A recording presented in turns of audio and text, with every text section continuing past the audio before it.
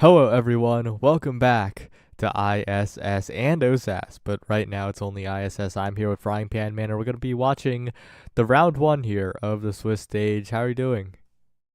I'm doing great. Happy to be back casting. Been a minute for me here, but coming back to ISS, glad to see it's going on. And we got Get Me a Goal against Institute of Good Ping, two very wordful names, but let's see if their play matches the length of those names here. Yeah, absolutely. We're heading into IME Zap. That's the selection for this entire round of ISS. It's going to be a bit of a crazy one. And when you take a look at the draft, of course, Juliet and Rasmus off the table, but some scary KO comboers like Drakkar and Asher are still here. Yeah, you just can't escape the KO, really. And, well, it's fair, it's IMEZAP, but, Uh, either gonna have to try to live as much as you can, or get him first. Yep. We'll see what happens. Well, with the draft coming in, we're going to load into game just about now. And take a look at these two teams. Which one do you like a little bit more here? I'd have to say, let's see. I think Get Me a Goals comp is more what I would expect to work, but I mean, if Midas and Fishy can just kill them quickly enough, because both of them can set up kills very quickly, they could overpower it here. I'd have to see how they play first. Although, oof, Midas already in the goal box, making it work, getting past all of them. Ankles broken, jukes happening, and a 9-second goal already for Institute of Good Ping. Guess that ping's working out for them. Yeah, if they're on good ping, their reactions will be very, very clean right now. LF Fishy taking so much damage, though, very, very early, almost KO'd right off the bat. Almost, and it just does eventually go down here, and that does mean that Midas is left to help defend, but Midas also staggered. The damage output coming in. Who needs good ping if you have the staggering over and over the power plays? The pass splitter in the corner, but wait a second, the Tofu Fortress, Jet Secret with a good clear, and it's out of there. Yeah, I mean, this is why I wanted to give him the advantage in the beginning, because on top of having a goalie who can attack from a good distance, which Institute of Good Ping doesn't have, you're having your players being attacked by Aimee and having an Asher in their face at the same time. It's just not a good combo, and I mean, the stagger is so low, but that won't stop Midas getting in a quick little barrier take there. Midas trying to do it all by themselves right now. Bull Rush in respect. A bit of a panic strike there, and Midas will capitalize immediately, getting the goal again. And what a comeback in that point too, right? No, for sure. I mean, the hold from Jet to keep that alive despite all the deaths around them, it was incredible. And Midas finding those opportunities. Respect did not have many options to get out of that play. I mean, once Midas had set it up, even if you hit up, you're just hitting up into a Drakkar. Everyone's stagger getting taken out during that play, and that puts us in a 2v2 for a little while. Yeah, 2v2, but Fishy's got to watch out too, right? Could be taken out in any second. Respect with the flip available. Big threat. The back pass comes in, but it kind of delays the play, and really good bell ringer by Midas also interrupting the play here.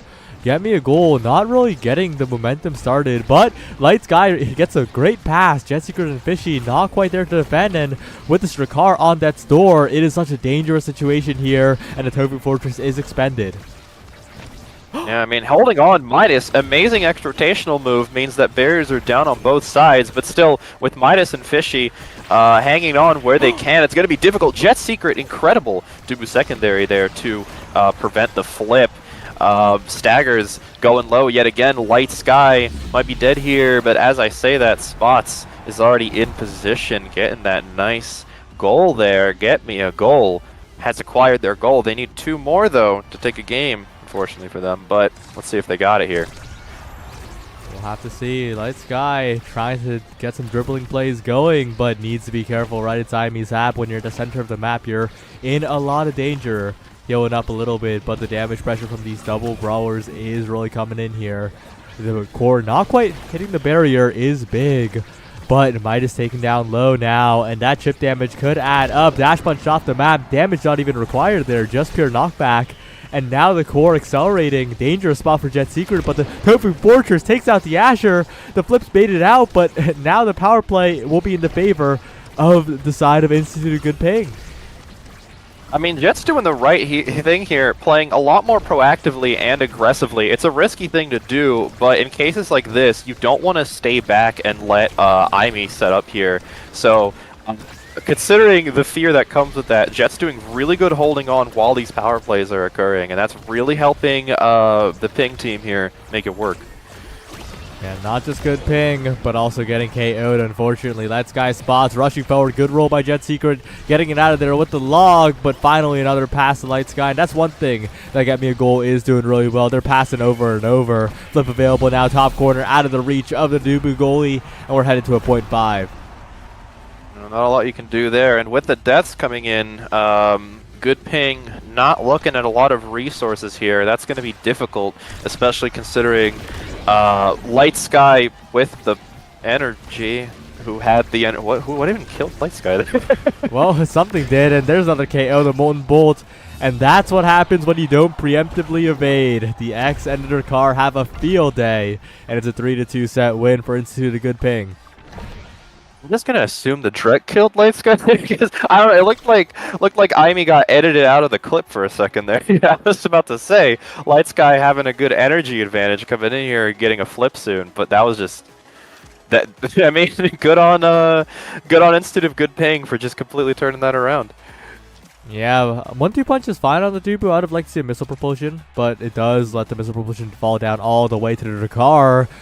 Ends up working out really well here with no denies coming in, but that adrenaline rush could have a lot of potential later on in this game. Gotta watch out with spots taking ad rush here. If if Get Me a Goal continues killing as they have been, that ad rush gonna give so much capability to just move the core through.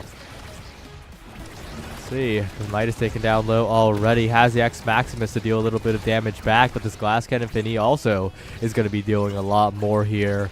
The dodge is coming through for now, but Spot's looking for the reset and will get it, the additional speed. Now the passing plays come through. Light Sky in position. Molten Bolt to try and get it out of there, but the rebound from Jet Secret makes sure the barrier's taken on the other side as well. Jet Secret's doing everything.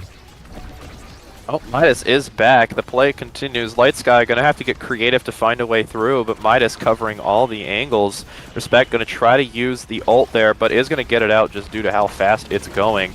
Still, the play, the Good Ping team making it work, trying to get it through. Going to be stopped by an Aimi ult, and with Light Sky holding the flip, the play is back on Get Me a Goal to try and move it through. Danger spot here. Spots can get another reset, another adrenaline rush proc, more cooldowns, refresh. But right now, it's Midas staying alive in the enemy goal box, somehow finally taken out. And Fishy's not long for this world either. Going for a hero play, but no, just the core accelerating around. And Jet can't 1v3 this time. It'll be a goal for Get Me a Goal. Not with an open net. Spots also coming in with a flip here. Going to be very huge. Jet, though, is getting close to a flip, so can't say they've won the energy battle outright. Great use of the primary there, although Light Sky not going to be able to get the barrier, but Get Me a Goal has another chance at this one. Another chance perhaps. Flip available. Good strike by Jet Secret, not panicking and getting it out of there. But there's the Drakkar going down once again. The damage output you mentioned earlier coming into play. What an angle by Jet Secret. Completely mixes up Respect, who probably should have burned the flip, but I think was too impressed by the play to press a button. Yeah, I mean, Jet using that geometry right there to put it through. Fishy's back. Midas a little low, but they just need one good play to get it out there. Midas, despite the low stagger, trying to move through, but that Aimi ult is a death sentence. Call that essentially just an Inky's beam at that point. But as I say that, Fishy is an Inky's beam in their own right, immediately getting the kill. Jet Secret holding on. Really good advantage as Midas is coming back into play. Yeah, and Jet's really making use of the currently very, very liked Pauldron's Dubu. That pick is favored by players of all skill ranges, and you can see why. Jet can cover the entire corner with just a strike, not having to move even. And it makes it so easy on IBZap. It makes it easy for Midas to finally get an opportunity here. And that will be the set tied up. And Midas with the Nostradamus play already knew the core was going to be in position, just had to move there. 1-1 is all tied up. Spots and Light Sky immediately trying to move it through, but not going to get a chance. Great use of the ult there, but abilities burned out. If Jet can get it out quickly, I think that Good Ping is going to have a great chance of getting a barrier here, and there we see it. Midas taken low, but it's still an open net. Spots playing very carefully here, but Jet's secret has been almost perfect. That log doesn't quite connect with the core there. Now the passing plays come through, but Fishy on the defense helps out just enough. Spots now in a 1v1, and the log just fails. What was that? Classic Dubu situation. You can't trust your abilities. Like, I used to be a Dubu main. Sometimes they work, other times it creates like a particle collider and the core goes every which way. But Jet is not one to stop here, already holding on to that core, going to move it through, and with a flip already up. Amazing flip there to avoid the behind the back barrier take, going to use the wall to prevent anything else. Is going to get a flip out from Spots, who is going to delay it and grab that barrier. With Sky coming up on this, got to get worried.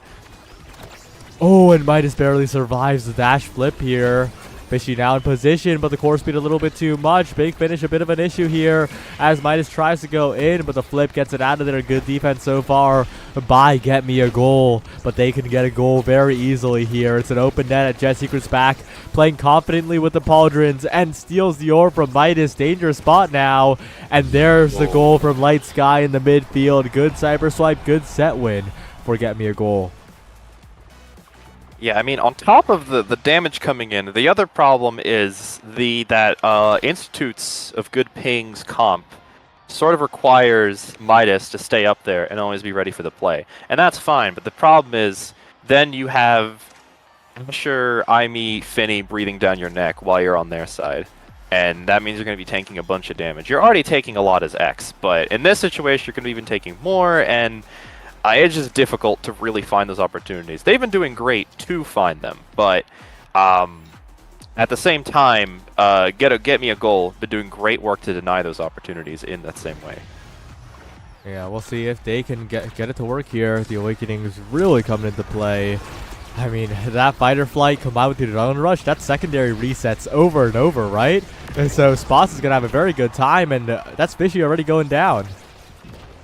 Still, though, Light Sky is going to be a bit low. If Jet can use an ult here, very good to avoid any immediate disaster, and finding a great outclear. Midas going to get the chance to hold the core as Fishy is coming back to the play.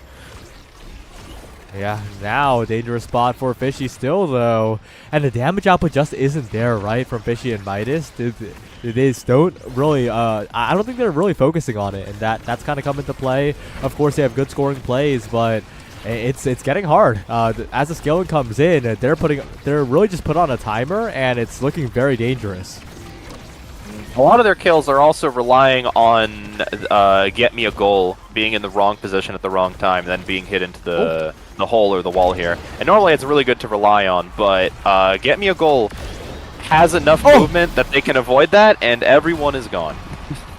The Deadeye Aimee, just enough punching power on that cyber swipe. What a brilliant point here, and it's really illustrating how Get Me a Goal is scaling while Institute of Good Ping really comparatively is kind of not scaling, right?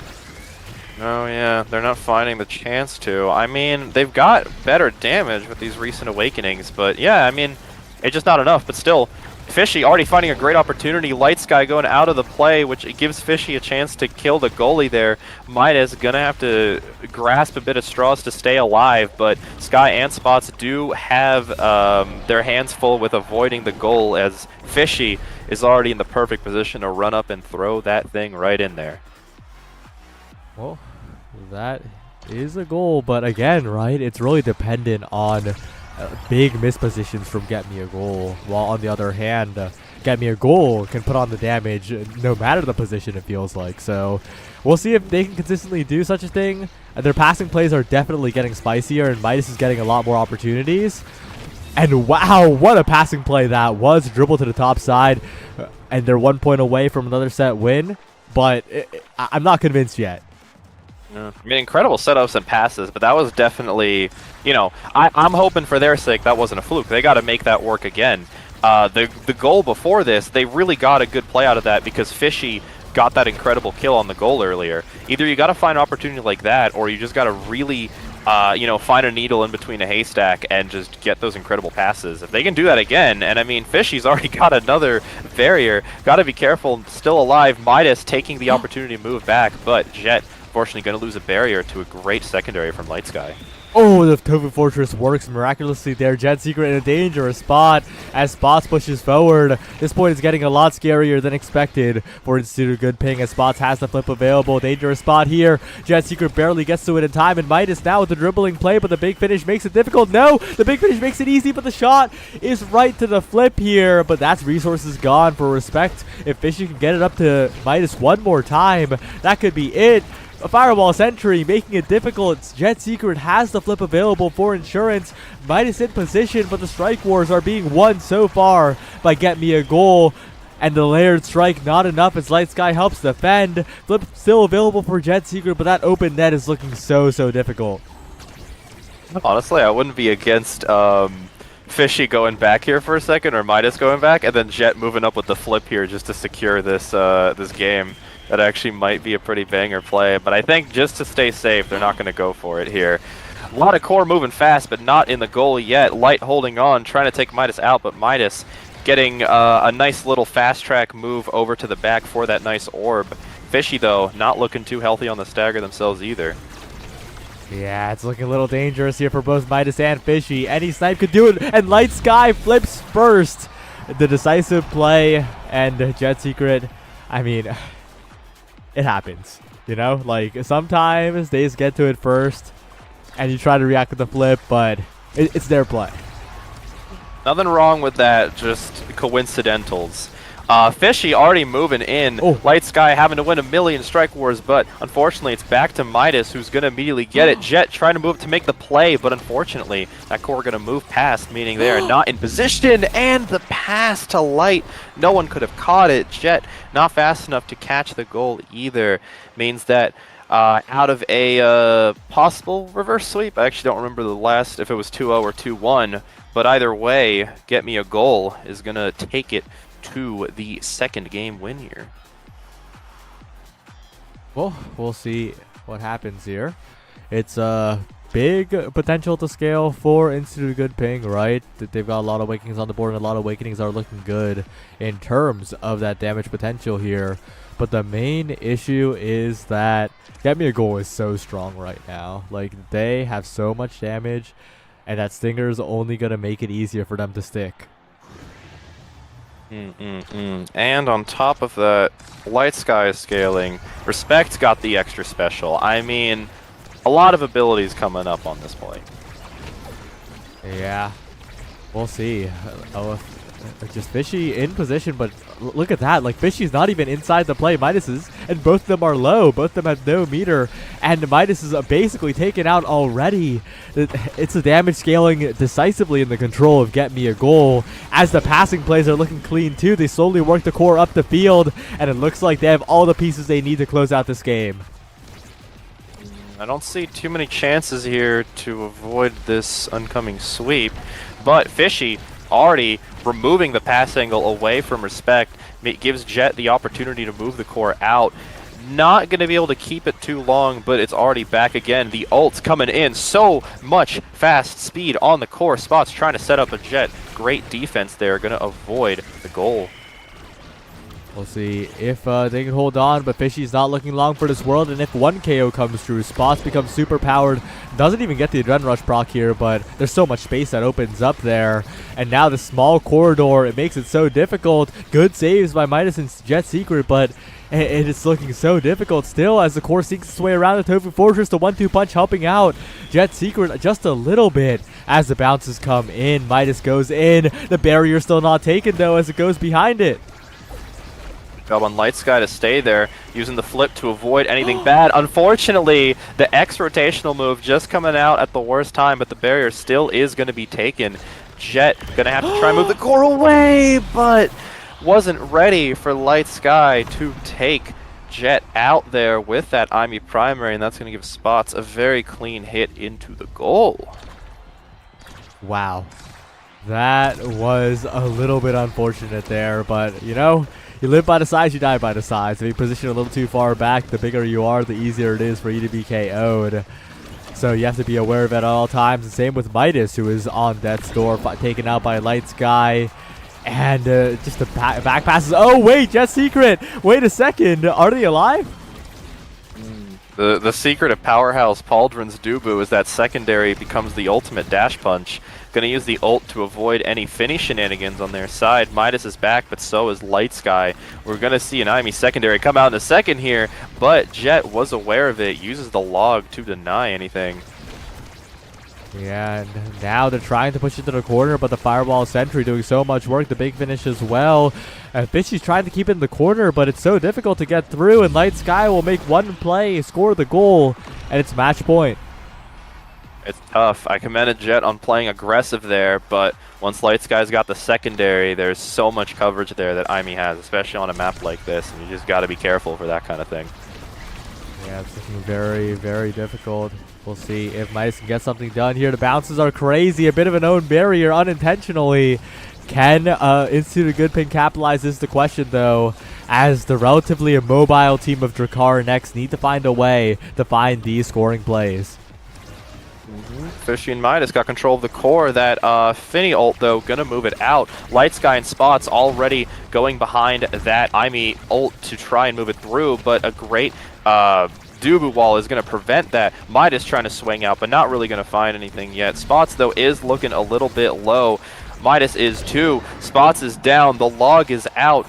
Jet's got the flip, but so does Light Sky. Let's see if Midas and Fishy make a big play here, forcing the flip at the very least. Oh, they don't even force the flip. That's a goal. And I think Institute of Good Ping does have the game plan down, but they really rely on the KOs, right? Because Respect and Light Sky have that mobility, have that reach compared to the entire team of Institute of Good Ping, which is a very melee range team. They kind of really need the KO to start disrupting and start scoring.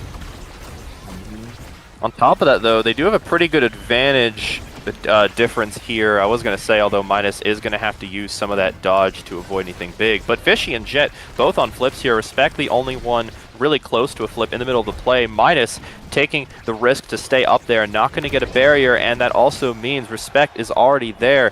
Fishy going to be in position to avoid the barrier being taken out, but that doesn't mean that Get Me a Goal is their play is not over yet. Fishy with the flip, but the Finny secondary on top of Spots' pressure is going to keep it up, and the barriers are open. This is going to give Get Me a Goal a pretty big advantage. Fishy moving up.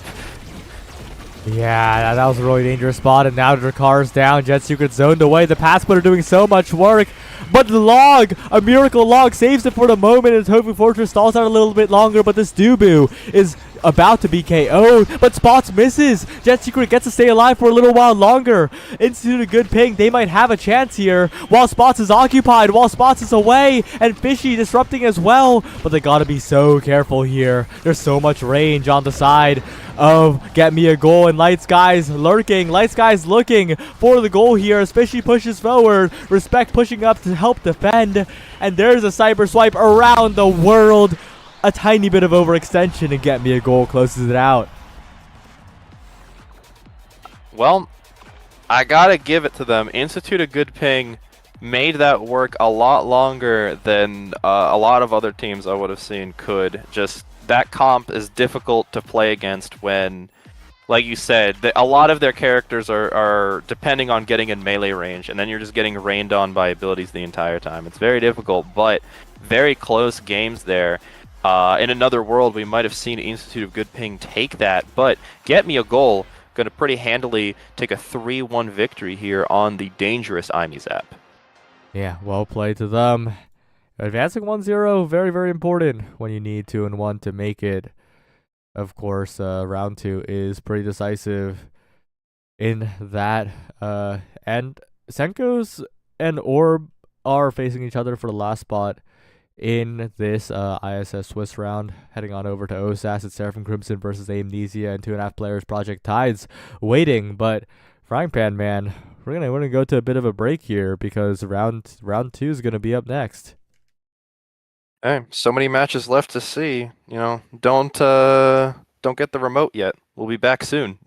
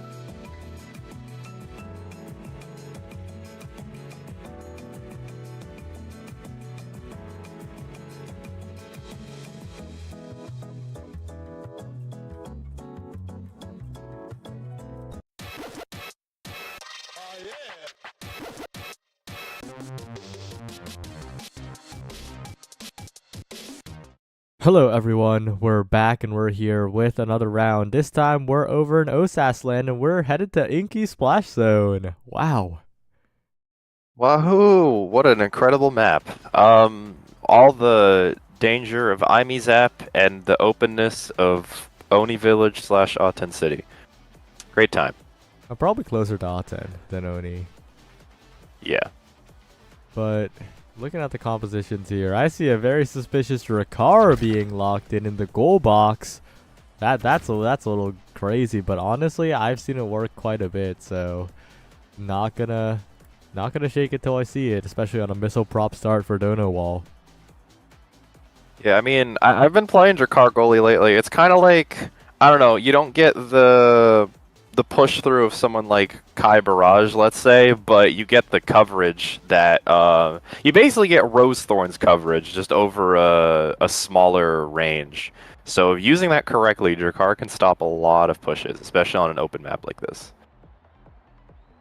Yeah, we'll see what happens here, but yeah, that Rasmus Estelle. If you just look at this, Rasmus Estelle probably gonna do well on Inky Splash Zone. And there's a reason why those two are insanely high priority picks whenever you see a high level tournament. Atlas as well going to hold down that barrier quite nicely and help out on the kickoff with the primaries, especially with missile propulsion as well, right? I'm liking this Luminex comp board more the more I talk about it. Yeah, no, a lot of impact, a lot of range, a lot of mobility. There's everything you could want on a map like this. Still, I could see Kai Zen working, just want to see how they play into each other first. Yeah, we'll have to see how it goes, but definitely favoring one comp over the other for now. Still immediately a dangerous spot as just the agency of both Rasmus and Estelle allow both to be scoring threats. And in a tournament like OSAS, where the level is such that a lot of individual plays get rewarded, like one good play can carry a game, Rasmus and Estelle are both playmakers, you know? That's really big. Ooh, unfortunate hit there off the corner. Gonna get the core out there. No need to apologize. It happens. But Bonkers, either way, gonna get the first goal for Luminex.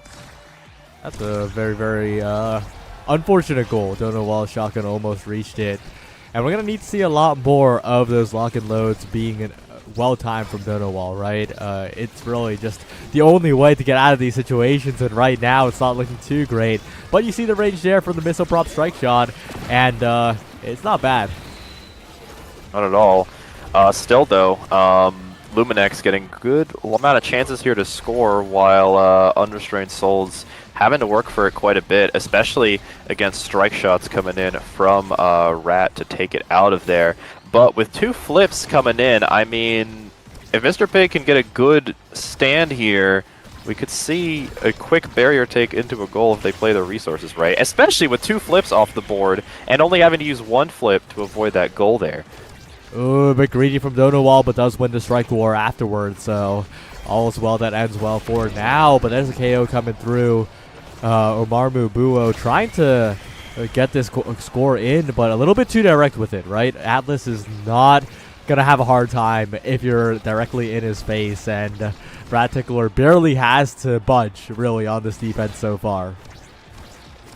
Going to try to get the pass there, but Heckin' Tekken already in position to secure that, and immediately Bonker is going to use that advantage to grab the goal. Luminex having pretty nice advantage going in here. I'm going to have to see Unrestrained Souls try to set up a little more, especially with this early barrier take on the Atlas. A very good advantage on an open map like this.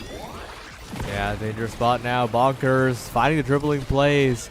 And Ratek or the Atlas, dangerous in the open net. Good Molten Bolt from Donowall. And Nabuo setting up, almost gets there in time. Really good opportunity here for Unrestrained Souls to get a point on the board. And I really like Donowall shotgun. I really like that Giga Blast coming out. And there's a goal. There's the start of something here. I've been liking some of Boo's Kai Gigas here. They've been doing some work. I thought one of them was going to kill the Estelle earlier. I was surprised it didn't. And I forgot to point it out, but I mean, great Giga Blast there. You go play means Boo gonna immediately get it in. Great. Unfortunately, gonna cast that a little, but Donowall is really happy about that. Gonna try to dodge strike, but not getting a chance. Bonkers in position with the flip, and Donowall a little too high up gives a very clear goal. Meaning Luminex gonna take it pretty handily for game 1. Yeah, that first round looked a little bit dominant there, of course. There was a highlight play in the middle of it, but it's just the consistency when you have 2 playmakers, right? Being able to layer on top of each other. But I will say there's a lot of good awakenings on the board. So many good awakenings, in fact, that I think that Unrestrained Souls will not be sad at all. Of course, the Primes having heavy impact is going to really make those 2 characters have that many more cooldowns. Barrage and Lock and Load both going to be incredibly valuable on both sides of the core, but you got to watch out. This Rasmus got double size thanks to that Among Titans, and there's a Rapid Fire Estelle on the board. The Bonkers could just win. Oh yeah, no. Both teams here got a lot of things to make plays with. Unfortunately, Donowall not going to grab the core in time. That's going to leave an Estelle primary to take it there. Bonkers gonna move the core a little too far up, meaning Donowall gonna be able to pretty easily get it out of there. Not ready for the strike shot, Rat. Gonna be trying to take it out, but not enough time. Boo's already in position to take it through. Donowall, Boo, and Mr. Pig's all in position to make a big play here, but trying to dribble around. Bonkers already there to steal it, and that means the core is in between here. Oh, the barrage is burned here. Need to find a passing play, Unrestrained Souls, but it's just interrupted by Heckin' Tekken. Dangerous spot for Donowall. Gets out alive for now. Gonna clear to the bottom side. Has a strike shot for the defense and does hold on for now. Looking like a bit of a wall at the moment. But the offense is just not getting started, right? The passing just isn't getting started. They need to find a way to connect, but so far it's just individual plays trying to be made, and individual plays are better with the Rasmus Estelle than the Kai Zentaro. Oh, for sure. I'm gonna move a little too far back there, and that is not great, especially when that causes you to lose a flip. And while the playmaking coming out, Heckin' and Bonkers immediately layering, going to get the goal there. And with the energy loss, that's going to give a nice resource advantage to Luminex on top of that. We'll see what happens here. Oh, flip just immediately struck by Heckin' and another crucial strike war by Bonkers, pulling away the goalie here. Dangerous spot for Donawall, and Bonkers sinks it in to the bottom corner. Very, very well played. A lot of dribbles, a lot of hitboxes, but Bonkers had the intuition to stick around that corner, and that gave them a big play to make, put it through there. But all the abilities coming out. The flips, though, also coming out. No barrier is going to be taken despite all the possibilities that could have happened. 2 flips go in to try and bait out Donawall. It does work, but as I say that, Mr. Pig already in position. Boo Woo already using the prime time to make the play. Going to be throwing that barrage in there, and not enough hitboxes to get past all those little pellets. We'll see what happens here, but that was a fantastic goal. It's hard to replicate those successes, though, right?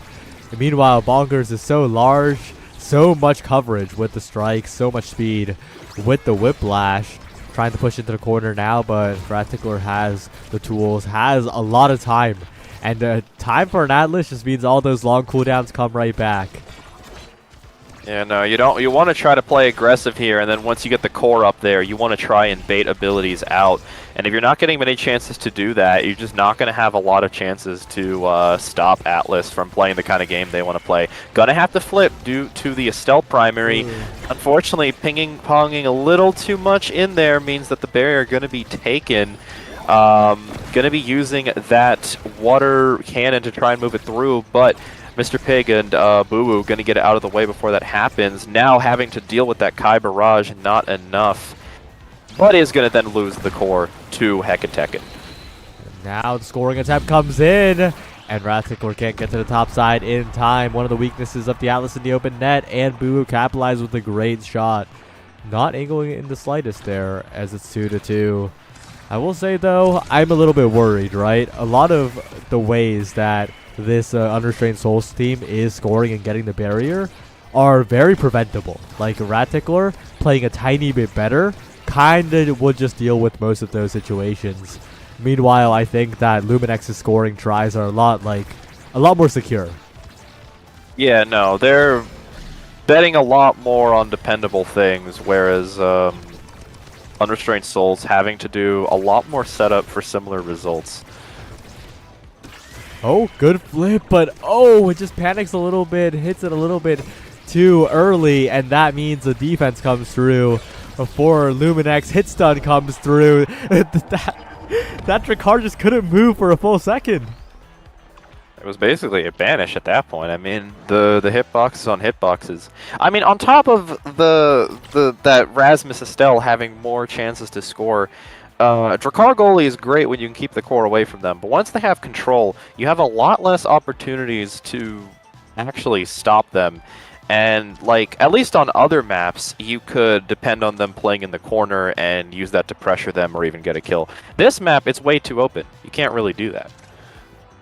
We'll see. We'll see what happens here. Reverberation, pretty scary on that Rasmus, especially when he has every other stat already, right? He has everything except for cooldown. Now he's got cooldown. And I think the Awakenings across the board aren't going to scale this game super crazily. So if the status quo is kept, I think Luminex are happy. I'm trying to think. I think, honestly, Unrestrained Souls might have... They've been getting decent damage. I think they might have a decent chance to go into damage here and bait out the Atlas ults, because I've seen Heckin' take a good amount of damage here. Is going to use the strike shot to avoid any calamity there, luckily. Donawall putting good work, but gonna have to deal with a Rasmus primary. The play is coming out, impacts all over, but who needs impacts when you've got Kai barrage? Barriers are now open for both teams. Yeah, but that's what I'm talking about. Right here, the defense comes through. Dangerous spot for Ratickler, but a good strike war win. Still has the flip, and Bonkers in position, looking for a strike war win. Boo with the strike war in the midfield. Not quite enough. A good evade clear by Donawall. Bonkers to the bottom corner, looking to try and mix up the angles. Boo on the breakaway. Oh, Ratickler just waits it out, baits the flip. What confidence there from the Atlas, but hits it right into the barrage, and I was about to mention that before the action got too hectic. Ratickler is not hitting it perpendicularly against the barrage. It is a very simple clear, but in the moment, if you panic, the barrage can get you. Yeah, I mean, I guess I could see the justification in not wanting to deal with that Zentaro burst. Zentaro flip that was coming out. But at the very least, if you're going to be put in a situation like that, probably just better to have them use the flip than to risk Kai shutting down an entire lane from you. Well, now another dangerous spot here. Mr. Pig getting a lot more possessions, a lot more touches on the core. It kind of feels like Boo has started dropping back a little bit more to help on defense, and that's helping a lot. That's helping Dono Wall keep it up a lot. And with that missile prop, of course, so much range to play with. Heckin' Tekken low, like you said. Atlas ult nowhere so far, and that could be a KO here as Ratickler in the open net. Dangerous spot, no res coming out, and Mr. Pig will find the goal. Yeah, no, I mean, I picked up on that earlier. Heckin' Tekken was taking some damage from, like, Giga and, like, being in the play, and I was waiting to see if Unrestrained Souls would notice that and play into it. But, like, kind of like what you mentioned also, Boo is playing back, but they have the speed to do that. Going to be caught out by a lot of abilities, meaning Dono Wall is going to lose a barrier, but with so much speed to play with, Boo Boo and Mr. Pig going to try to keep it up, avoiding their chance to make a play. Going to get hit, not going to get a chance to react. Unrestrained Souls still with a 2-1 advantage to try and take this game, but Luminex is not backing down. Yeah, kind of had to be pretty preemptive there. Dono Wall had to flip in advance as the primary was coming out. Didn't end up doing so, but honestly, might not matter if this goal goes through. Good snipe by Dono Wall with the Molten Bolt finding so many follow-ups, and Mr. Pig will find the last follow-up on each of the individual hits from Unrestrained Souls. They'll get a set win and maybe try to turn this game around. Quite a few things changed there, but yeah, I don't know. The overall vibe just shifted. Unrestrained Souls started really finding those plays, and Ratickler was having a few issues holding it down there, but still, I definitely want to see how these teams scale because both teams have players that are set up for a lot of scaling right now, and I don't really see either one of them having it better over the other. Just depends what they grab here. Yeah, but I really hate this draft. I really don't like it. Taking Orb Replicator with such an early pick, that is not going to help your team too much. Of course, the Might of the Colossus being picked up is huge for Bonkers. But other than that, I really dislike, the Spark as well. But overall, I think Luminex did not get the greatest of awakenings. Yeah, no, it's a bit iffy. With the Atlas ult gone, I think they could go into damage here again if they decide to, although they don't need to. Boo just striking around everyone, finding a way out, but that Atlas secondary is large due to Monumentalist. Gonna be able to bait out all the Rasmus abilities, and Mr. Pig winning the Strike War. Ooh. Gonna Strike Shot a little too early, just throwing it into Bonkers, not getting much off that. But still, Mr. Pig's got a lot of resources to work here. That Inky Splash Zone turret TM, though, gonna prevent any of that from happening. Could have gone up to Mr. Pig, but is gonna throw it down. All the flips are coming out in just a moment, possibly, but Ratickler is here, holding it, and Dono Wall isn't, as the Stealth primary is there. Yeah, that's unfortunate. Mr. Pig got baited, and the flip is now gone there. And with the energy being net even, I think you're happier for Luminex, right? You're the team that scored. If energy is even, you're in a good spot. Ratickler, though, with a missed strike, gets the strike war on the second try. Good flip from Boo, though, accelerates the play. But Bonkers tried to score, barely misses the barrier there. And now the water cannon's coming in. You got to be careful, you got to hold. But they managed to do so. Now Heckin' Tekken's the scariest member on the field right now. But Dono Wall, that wall isn't safe. And there's another goal. There's match point. That corner, it's a dangerous spot. I'm sure if you've been goaling on this map before, you've run into that situation. And especially against someone like Rasmus, who can just throw out those primaries, it's going to be dangerous. Great strike shot there. Going to try to play a bit passive to avoid the flip. Heckin' Tekken's going to use it early, and it is going to get removed by Unrestrained Souls. Still, that doesn't change the fact that you've got all these impacts bearing down on you, but they do find a clear out. Although, as I say that, Boo going to be taking quite a bit of stagger damage here, and Heckin' Tekken's looking to confirm. Yeah, this draft actually looking not the worst, right? Because as long as oh, okay. Well, I was about to say as long as Rattickler doesn't have to defend too much, but now Mr. Pig has to make a big play. Water cannon a factor here. Zentaro coming in, doesn't quite get the strike. Oh, doesn't react in time, and now Dono Wall's in trouble. Gets it clear and shotguns it from the hook. Boo forces it through. And these barrages, I mean, Boo has Rattickler's number, knows that the counterplay just isn't coming out for the barrage. Yeah, no, I mean, normally you'd have the Atlas secondary to really prevent it, but I guess Rat Tickler just hasn't been holding on to in these situations, or maybe Unrestrained Soul's just doing a ton of work in using up those abilities before they can get the case. Trying to dribble it away, Dono Wall is going to get it taken out. Good dodge strike there, though, is going to prevent the Estelle Primer from going through. These strikes are incredible. Bonkers trying to dribble, that means we're going to have to do a 2v1. Does not have the dodge to dodge strike again. Heckin' Tekken's already set up, especially due to that rapid fire.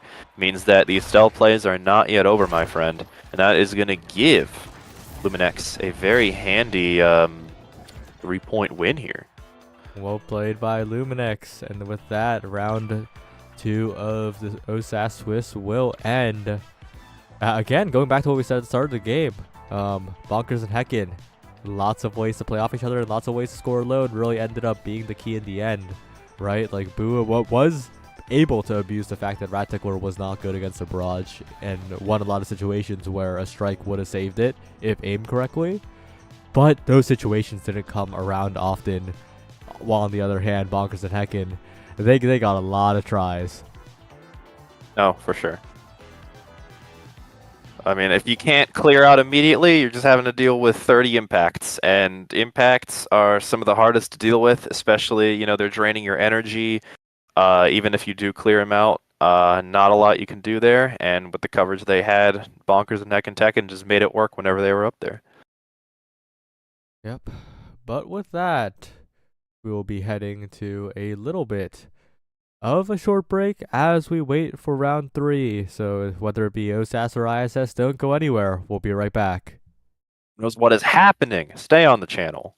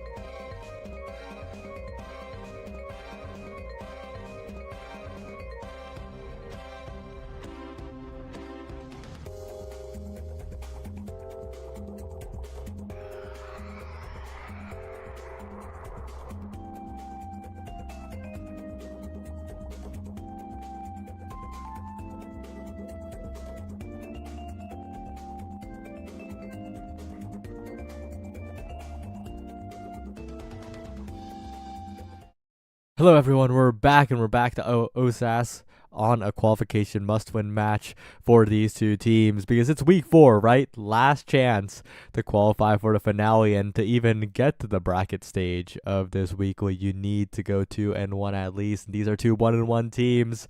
We'll see what happens here. Well, we are here on Clarion, finally a regular map, in my opinion. A good mix of both some dangerous areas for DPS, but also some decent openness for core control. All in all, something I really appreciate, and I hope these two teams also appreciate that with these comps. Yeah, we'll see how it goes here, but I do kind of like the side of 7-star strikers with the characters they're picking up here, right? Like, it is very hard to mess up Juno, especially in OSAS, and Asher goalie, reliable as ever, probably gonna look pretty good here, unless it's the Rasmus goalie, in which case I was wrong, but still a fan of that. I'm interested to see how this Luna goalie pans out. Definitely a lot of aggression on that side, but do have to be careful on the defense, especially against Rasmus Juno. Yeah, you got to be careful of the scoring power here, as Panacita is going to have a very solid time defending. one thing to note is that this is a Boots Asher, so I'm not too big of a fan of the Boots Asher, honestly. I don't think the additional reach really comes into play, and I think that it doesn't give you size, doesn't give you that strike shot, so not the biggest fan, but Asher's still the Asher character, and Luna's still the Luna character. Oddnarb with the fly in for the first goal. Yeah, I also don't really get it, because, like, I don't know, I can see it on something like Dubu if you want to move up and set your ult up to help your team, but with Asher, your ult's already a projectile, so you don't even really get that out of it. I'll have to see if Panacito has got the secret Asher momentum boots tech that I don't know about, though. Yeah, but the more you say it like that, the more I think I'm not convinced, right? Because people are playing Pauldron's Dubu now, even. And Dubu would be better with momentum boots, but they're playing Pauldron's. And Asher would be better with Pauldron's. Even better than Dubu, who is being played with Pauldron's, you know? Panacito is ducking and weaving and getting a lot of offense here, but I feel like it's kind of the same if Swamper Trooper just plays a tiny bit further back and the Juno effect still happens, and honestly the defense is better if Juno plays a little bit further back, because right now they gotta watch out. Oddnarb is sitting on almost a flip here. I would say otherwise, though, you have to kind of still watch out for the aggression, although Estelle is dead, but that doesn't change the fact that Oddnarb is in there and Shikakute is back into the play. Yeah, Watine in position now. There's the barrier beam, but sent right back by Oddnarb. Flip available now. An offensive play would be devastating. The Crater not doing too much. Flip used on the defense. Dangerous spot to be in, and they get it past Swamper Trooper. Flip burned there as well. So many resources burned by the 7-star strikers. I'm liking the chances of Chikara Space Train in this moment here. Interesting to see. I was... Pauldron's okay, well, good. Pauldron's would have saved that. Maybe a bit more clear use of the primary would have saved that. Either way, I was gonna say I'm surprised that with a Luna goalie, you're not scaling more into damage. I feel like Rasmus and even Asher are killing a bit more here. X rotational move secretly working for the other team. As I say that, though. Yeah, it's a little bit goofy this game so far, but I think it's hard to play into damage, at least right now, right? It is an Among Titan start, and I wouldn't have picked Luna on an Among Titan start. That additional speed on everyone, especially the forwards, makes it a lot more difficult to defend as Luna goalie. More difficult than it already is, but here's the KOs coming through. The power play now going to be for 3 seconds, in 5 seconds or 3 seconds or so. But Panacito playing up. If you're playing like a forward a little bit and Swamper Trooper can be the goalie for a little bit, the momentum boots does get some value. But the issue is Estelle takes it off so easily. You mentioned this too. I didn't even realize this. I didn't even realize it was Among Titans start. Among Titans, one of my least favorite starting awakenings, because in most cases all 3 people have to take it, and if you don't, you're at a little bit of a disadvantage. With that being said, I'm a little worried since you have 12, the only one without it. Does mean they're going to be slower on the speed, but I suppose if they are lucky enough to scale heavily into size, then that is going to put in some pretty big work here. They are quite massive already, and they could get much larger with the size awakenings on the board. But the shot placement's just not there from 7-star strikers. They need to start hitting it away from Oddnarb, because Luna doesn't actually have that much reach unless Dash is up, so there's a big opportunity to score in the open net, but so far their shots aren't really connecting. Also, now that I say, I'm going back on this case again, but now that I say this, that even gives a better case for Powerhouse Pauldrons, because you get the speed from Among Titans and your regular size. Great bait on Oddnarb's flip, though, as I say that. Both teams are in it to win it. 0.5 first game already. Yeah, really good shot placement by YAV12 there. Completely mixing up, making it difficult for Oddnarb.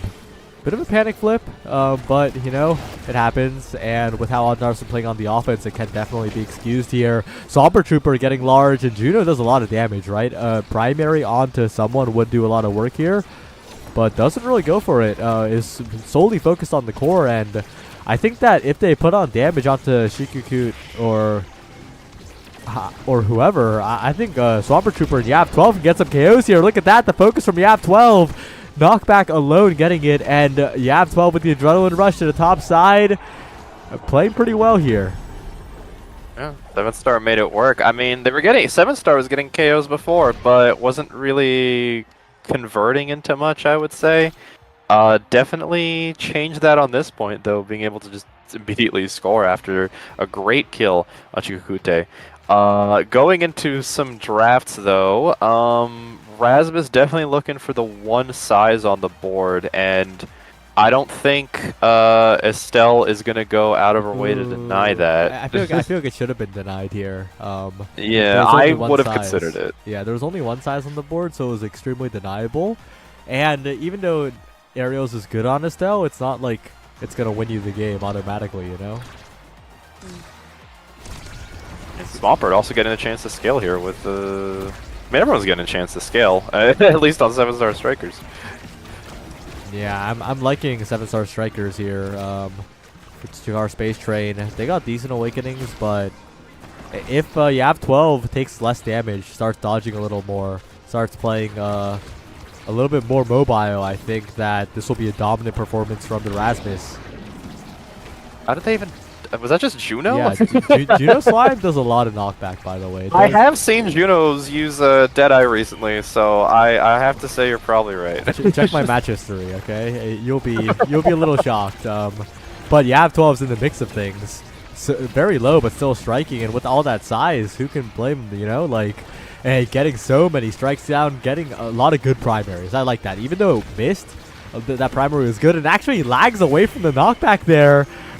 Survives just barely, and has the whiplash. Not quite enough reach. One more size awakening, perhaps, as Panacito sends it forward. You have 12 with the hook. And as long as this Rasmus is alive, it is looking like the 7-star strikers have the agency in the game.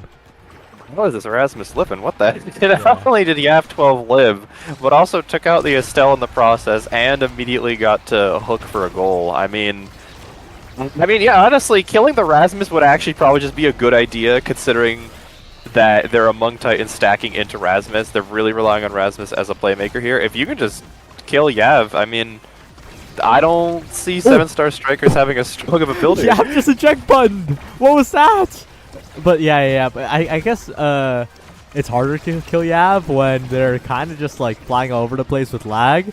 But I totally agree. It is very, very doable to kill this Rasmus without high stagger, right? The recovery drone's already popped here. But Panacito almost had some crazy clears. Unfortunately, can't get it out in the end. Well played by Huatin and Odnarb there for backup. But this Yav 12 guy is incredibly killable, I agree. And with no evade at the start of this point, if that crater had been saved, that could have been an immediate chunk. Starting to see some of the blinks now. Yav 12 does secretly run a checked button. I mean, a lot of resources coming into play in a second with both barriers down and Huatin coming up with the flip. Shikakute not too far behind. I am going to say, and the big size, I mean, I don't really see how Panacito defends all of this. And there you go. Yeah, and Huatin maintains the flip as well, which is huge.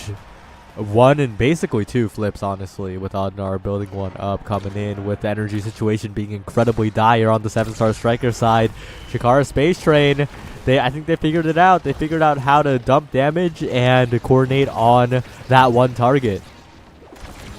Gets the defense plays there. Yav 12, really good eye to try and kill her. Not gonna matter. The flip, though, gonna be taken out. Panacito, I guess, you know, maybe Momentum Boots was the play. The speed did allow them to move into that kill so quickly. As I say that, though, Yav 12 gonna be taken out. Panacito using the Momentum Boots to move up, attempt to play. Unfortunately, isn't going to stop Huatin from just moving right in there and grabbing that barrier. Both goals now open. The Juno Slimes are out to prevent any immediate plays, but Shikute still finds a way through. Shades of Overgrown Lemon 5 in that Bird versus Runic Dreamers game, but Huatin gets it done anyway. It would have been extra cool if they maintained possession on the barrier take and went in for the goal like Overgrown Lemon did way back in that clip that has like 3,000 views by now. But you know, you'll take it. You'll take the goal. You'll take the set. And you'll take a Deadeye being on the table. Let's see. Well, Yav 12 not happy to be in last place again with only one size on the board. Panacito going to be taking advantage of that and grabbing it early just so that X doesn't deny it. Omnarm taking a ton of damage with Deadeye, I mean, and 1-2 on Chikakute going to be more of a playmaker and denying it from Juno. I have to say, other than Swampert getting to scale more, Chikara getting a decent bit out of this draft compared to them. Yeah, the Sparks are scary. Juno, one of the best users of them. But it is still looking quite good, like you said, for Chikara Space Train. Yeah, 12 is still killable even with the reverb. It will help, but still killable. And this Luna is scaling into infinity. But with the barriers down, this volatile bounce house map's going to be difficult here, and the Luna's dead. I mean, yeah, I guess the best way to probably work this through and avoid Yav being taken out too early is just to kill the goalie. Not that you're going to get that many chances at it, but Oddnarb is going to go down, and 7-star Striker is going to make the most of it. They're going to pick up the first point. Yeah, 12 now. Watine going in, but that crater's ineffective. Panacito dashes past the core. Unfortunate, but a big opportunity for Chikara Space Train to start this point rolling. And Oddnarb just works it around the world here. Really dangerous to walk near the walls against this Luna. And Shikakute in a great position. Not quite going to get anything, though. How did that not kill us still? Okay, well, otherwise, though, Panacito, great hold. Yav, though, making great use of the Atlas Expanse in a similar way. Watine gonna be caught in between an Asher wall and a hard play. Is gonna be taken out. The flip gonna be denied. Shikakute try to make the most, move it through. Panacito though gonna play proactive, isn't gonna get a way out though, and the Juno Slime is gonna whiff, meaning it is juggling around, and Shikakute still getting a chance to flip, still getting it through. They're dancing in the middle. Yeah, a bit of overcooking for Panacito, right? Should have probably figured out a flip angle that was away instead of dribbling right back. Unfortunate, but you know, you'll take that if you are the side of Chikara Space Train. Getting an early barrier is nice as well, but Yav 12, don't forget. A menace on the Rasmus, one barrier looking for two on the bottom side, but almost dies to that rocket. It is Deadeye after all, Deadeye combined with the missile propulsion, so one wrong move and this Luna will get you. Still though, Watine looking a little low. Yav going to be taken out. There goes the recovery drone, but as I say that, Watine not in the best place to avoid the Juno Nickelodeon Slime attack, and they are gone as well. Yav 12 still on half stagger, so a kill might be in the near future. Not using the flip yet, gonna have to here. Oddnob reacting very well to that. Still though, Yav with the whiplash moving through. Shikakute, great use of the strike layering there. Watine been back for about 2 seconds, already about to die. I am worried who is going to die first. Oh, and Watine, while getting knocked back, gets the KO and survives just barely. If Watine can unstagger here, that would be huge. And Oddnar saves the barrier as well. Watine regens just enough. Shiku is low, yes. Oh no, the core speed's coming in. Swampert Trooper is starting to become scary here as overtime Juno. And Oddnar's got to be careful. The Luna is not very good into that matchup.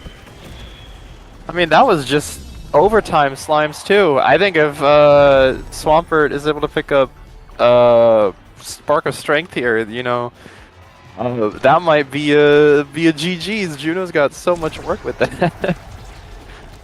Yeah, either the Spark of Focus or the Spark of Strength. I mean, theoretically, both are still possible here. But either are incredibly powerful on this Juno. Just gives so much control. But right now, it's Shiku with the follow-up, with the flip available. Hit out by Yav 12 for the moment. And Swampert's playing ahead of Watine. But Panacito's got to be careful here. Panacito's getting low. Could be taken out. That's a flip that could be burned to do a ton of damage here. The nuke comes in. No evade available. Watine just focus Panacito. But no, Panacito gets the regen. I mean, yeah, Watine should just stayed up in front of the focused Asher there. That would have helped out. But it's still going to get pretty big. Go in there. Go jump. Yeah, Watine with the credible strike. Gonna move it through. Swampert not ready. And I mean, with the immense energy differential here, I'm gonna say Chikara Space Train's got a bit of an advantage coming into this one. Yeah, with 3 flips on the board, they can afford to burn flips. 4 barriers here, but Odnarb getting stuck in the corridor. This variant's scary if you're the Luna goalie, right? Very easy to get trapped with the creations, with the Juno slides, with the pass splitter if Panacea decides to walk up. And that's how the set could turn around completely. It is the 5th point after all. Shiku and Hwatin, the 1 barrier taken immediately. And they're working on Yav 12 South Bar. Is going to whiff Yav 12 there, but Yav 12 means that they are going to stick around a bit longer, going to try to hook. The flip's coming out. Incredible setup there. Hwatin and Shikute teaming up so well on some of these plays. You saw some of the passes earlier, but now you see the set play, and they put in a lot of work with their resources, but that is going to lead to point 3. Chikara Space Trains taking the momentum.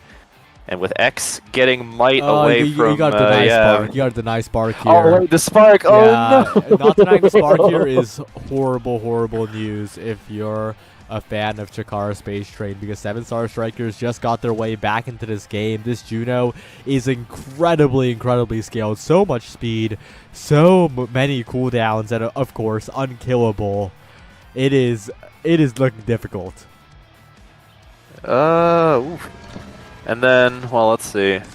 Everyone's still getting decent stuff, but yeah, no, definitely the highlight is Swampert being a menace of a striker now, just with all the cooldowns, all the stagger, all the speed. Oh, if Swampert gets everywhere. MVP on a set win, Swampert is guaranteed Spark.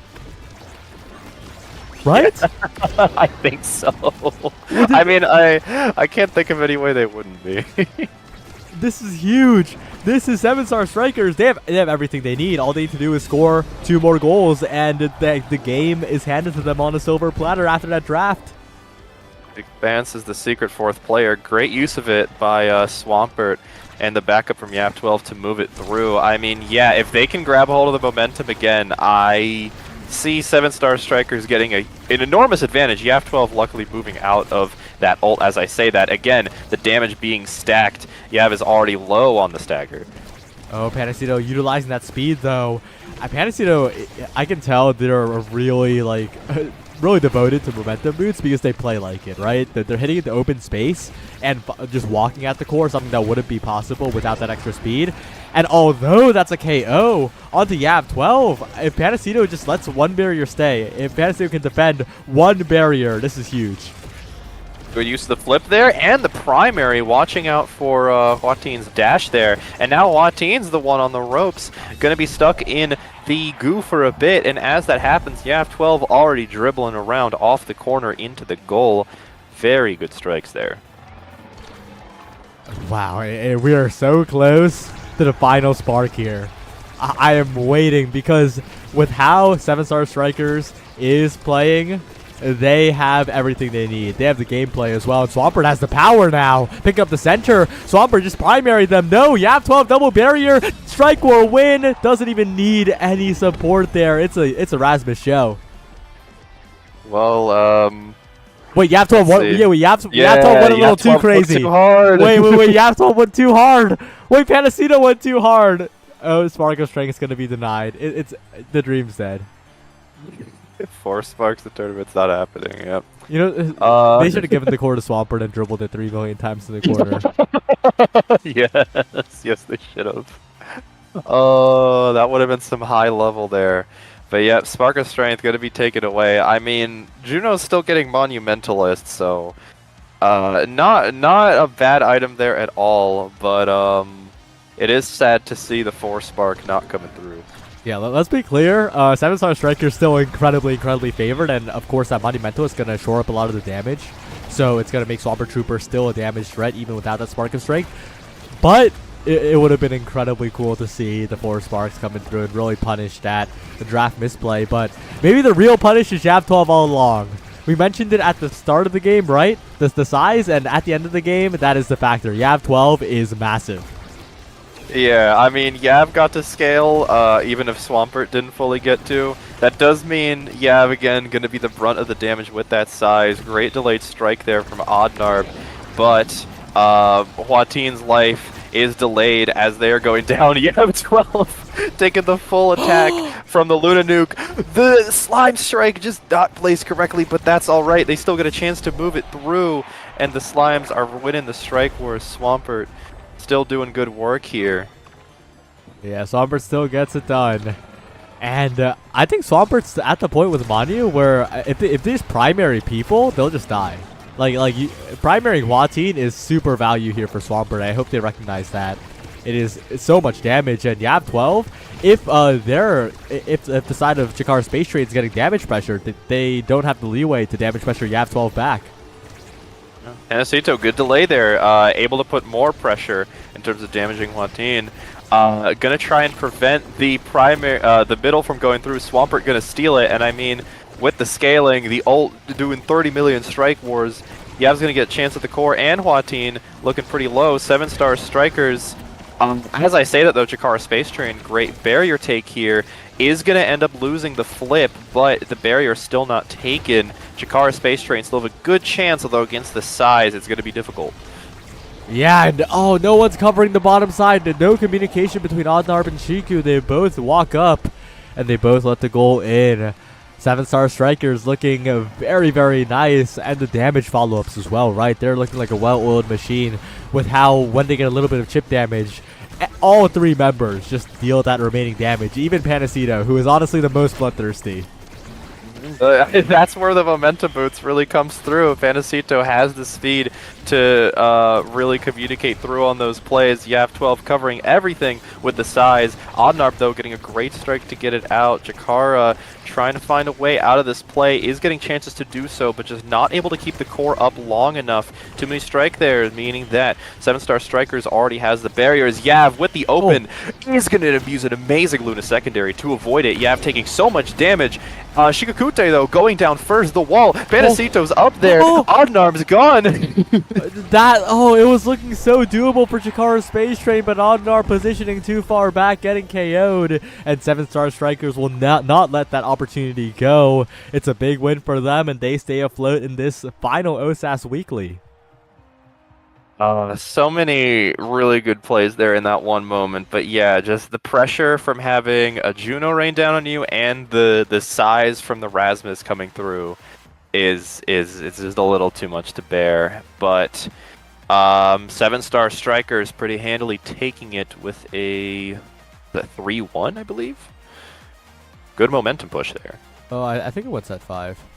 Oh, it's 3-2. My apologies. 7-star strikers taking the 3-2. Momentum went every which way, but I mean, the Awakening drafts were just really in their favor, especially once Swampert picked up that 3rd spark. Yeah, but with those 3 Swiss rounds done, we're going to head to the bracket before too long. So don't go anywhere. We'll be back in a bit. More exciting matches, y'all. Stay tuned.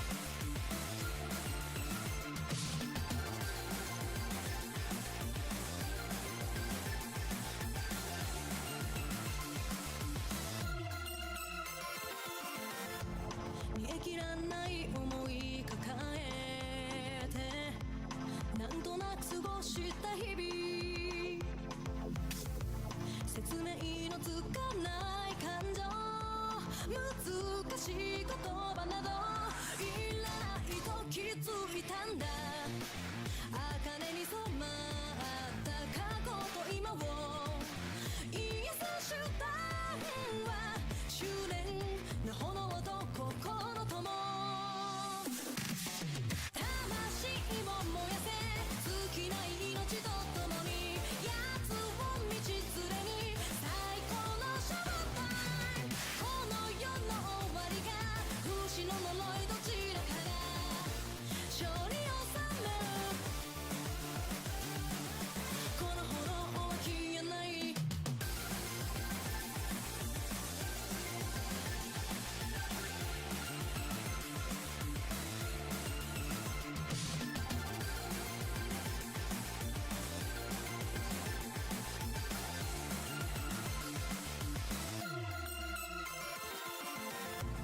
大嫌いだった月も人も少しは許せたから恨むことにも飽きたしたださまようだけの抜け殻には興味がないの不自然に揺れる森の先へ突き立てた指豪華に抱かれる準備はいい魂を燃やせ生きてる証を探そう私一人では見つけられない永遠の苦しみも切なの安らぎとなれ胸を焦がすこの炎は消えない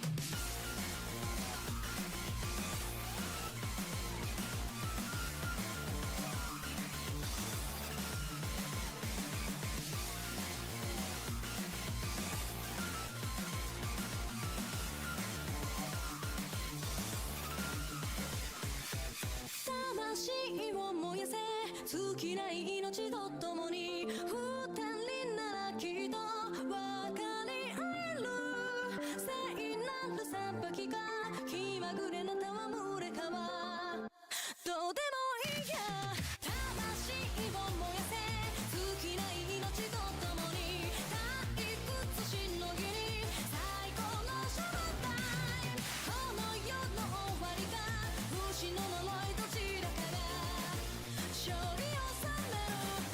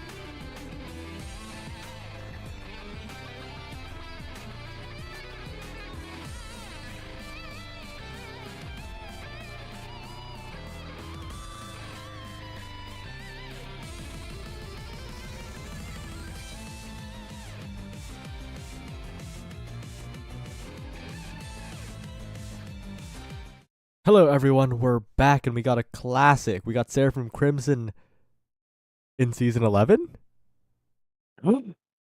Insane. Yep, Crazy. Seraphim Crimson is back. Back for another run. Malachi trying to make it work yet again, but before they can do so this week, they are up against Omega Gaming Club. Yeah, Omega Gaming Club's been looking quite solid these past few weeks, and in this final week, they have advanced from Swiss 3-0, so they are set. They're ready to get it done here.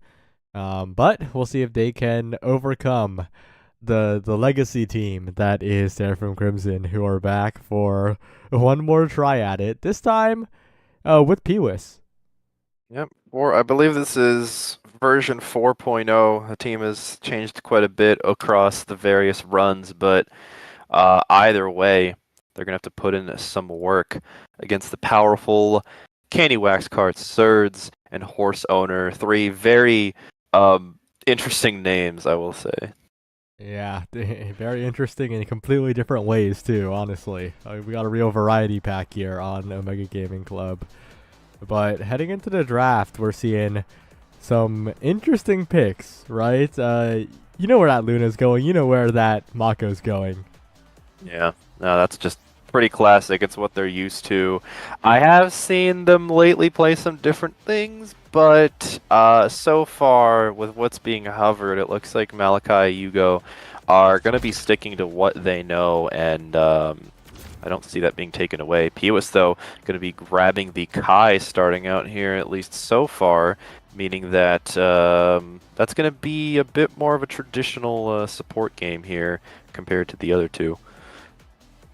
Yeah, and the draft has already been pre-done. So on the other side, we have Juno, Estelle, Rasmus, while the hovers are the picks for Seraphim Crimson. I kind of like the drafts from Omega Gaming Club. I think this is very good against Luna specifically. Hey, we've seen Rasmus Estelle do some work before, and if Omega Gaming Club knows how to utilize those strengths best, I think it's very clear we may be seeing those again. Luna Goalie doesn't have too many chances to avoid all those impacts, but if you can keep the core around, and if Malachi can work that Mako magic, Crimson has a good shot just as much as Omega Gaming Club does. Double midfield is real here, as we're seeing Juno Estelle take the field, and I kind of like that. But the issue is, right, if Malachi gets possession, the game gets a lot scarier, and we're already seeing barriers drop. Candy Wax Carts and Surds need to find open space to play with and try to shove with their abilities from range, but it's not going to be that simple. Yeah, Malachi almost gets a chance there, but not quite. Good pressure from everything, but the dodges coming out are going to avoid a barrier, but the Mako ult is already there. What can you do? You're striking against a wall. That's going to mean the goal is open for Omega Striker Club. Trying to dribble a bit, give Yugo a chance to move up. Not going to quite get it, though, which gives Omega... Unfortunate strike there by Yugo. Almost even a goal if they didn't react, and Pewis going to be taken out by the Juno. Again, we talked about before, the Slimes are dangerous. They're dangerous yet again. And Sur's going to use a pretty poignant Rose Thorns to score that first goal for Omega Gaming Club here. Yeah, and Estelle as the scorer feels quite real against Luna, right? Luna not many tools to deal with it if Rocket and Dash are down, especially. So a bit of a sitting duck in the goal box. But Malachi, if the core gets to Malachi, good things happen here. What a primary timing to catch the end of the strike war there. It's 1-1 in an instant. The heck was that play? I mean, I was not expecting the secondary to send the core in such a nice dribble, but like all the hitboxes on top of that, Omega Gaming Club did not find a chance. Great delayed strike and use of the bouncer here. Malachi is going to get that first early barrier. Candy Wax Carson Surge trying to push up into the corner, but Horse Owner needs to be careful.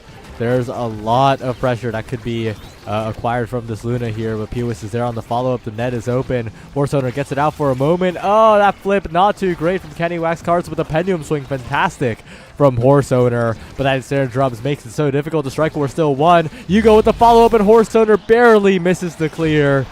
A bit of an own goal means it's 2-1 in the favor of Seraphim Crimson. I mean, Yugo had that accidental strike into the barrier a few points ago. I guess Horse Owner accidentally returning the favor here. But having to spend the flip early, very good strike by Candy Wax Carts to enforce that. Going to be trying to move it back, but Malachi and Piwis are already set up. The double barrier in between, the barrier is already coming through. Very big advantage, a lot of hits coming from abilities, but not really setting anything up yet. Malachi trying to dribble, but that early whiplash means Horse Owner going to get the core out of there.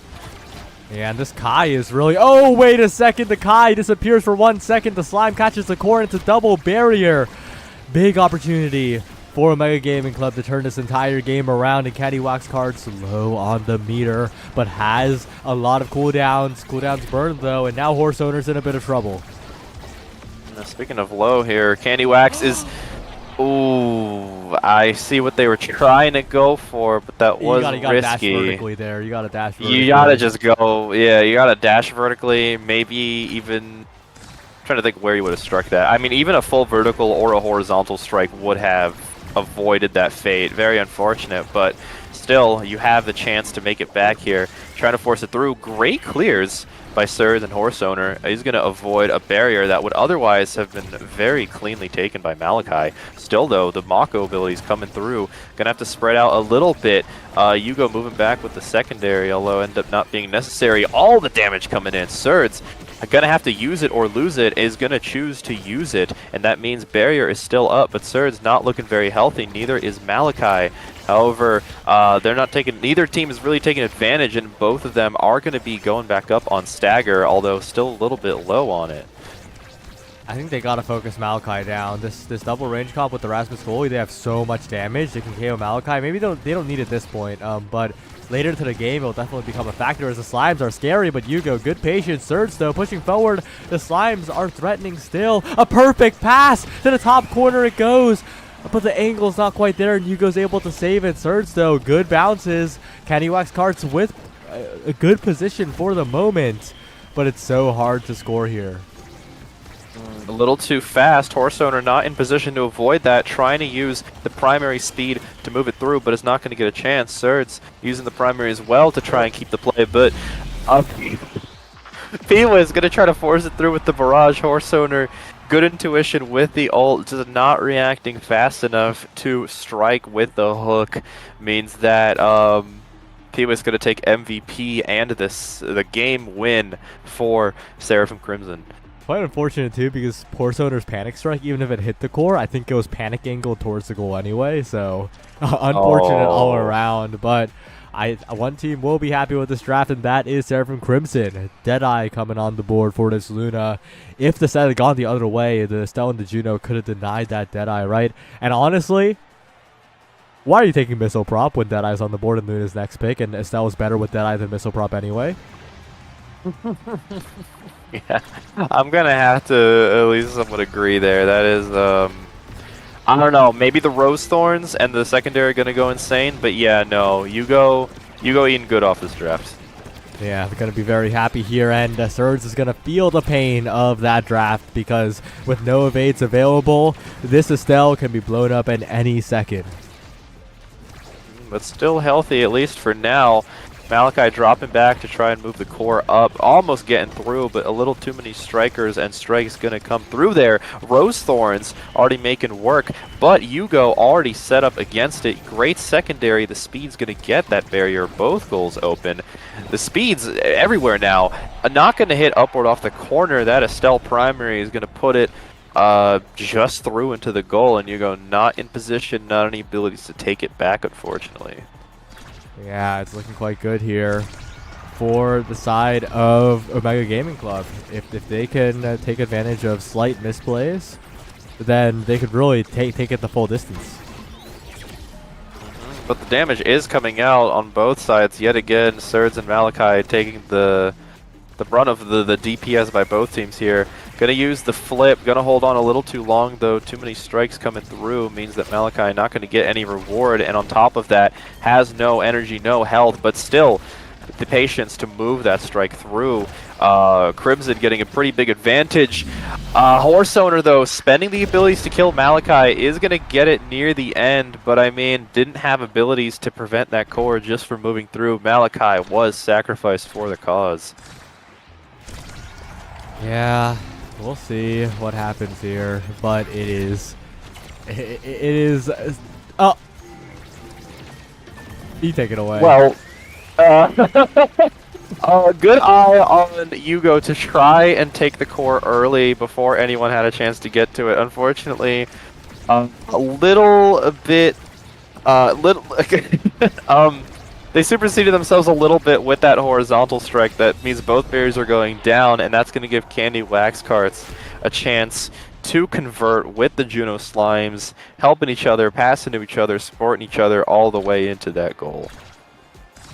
Yeah, it is looking quite synergistic here, but with Yugo with the flip available, this could be this set going in a different direction, quite possibly, with a barrier going down already. It is a little bit dangerous here for the side of Yugo, who will probably have to burn this flip pretty soon. Doesn't burn it, loses the barriers, and now a big opportunity for Omega Gaming Club to steal the set away. As we say that, P.W.S. Malachi immediately converting. Great save by Yugo to keep that up, and the Giga going through. I mean, what are these plays? Yeah, fantastic from P.W.S. And if Seraphim Crimson wins this one, they're going to scale out of control. So lots of pressure on Omega Gaming Club to prevent them here, but it's not going to be easy. Yugo having to spend the flip early. Rose Thorns going past Malachi means Bear's going down. The ult not going to get a chance to really convert off that. Horse Owner keeping a very good hold on the core. P.W.S. though moving into support. Yugo just not in the position to take the core away, but the double barrier not quite. Very close, but is still going to get it immediately after. Crimson getting a chance to play first, but the core is bouncing in the Hydron Collider that is the drum. Malachi's secondary and going every which way, and that unfortunately did not pan out for Crimson. Lots of unfortunate bounces, and Luna not the best character to keep track of those. This draft, though, I think is still pretty good, but it's a scary draft to navigate. Seraphim Crimson have to play this well for it to be very good for them. And my eyes are on that where that build different goes. And if it goes to Horse Owner, that is concerning because Horse Owner is going to have a lot easier of a time.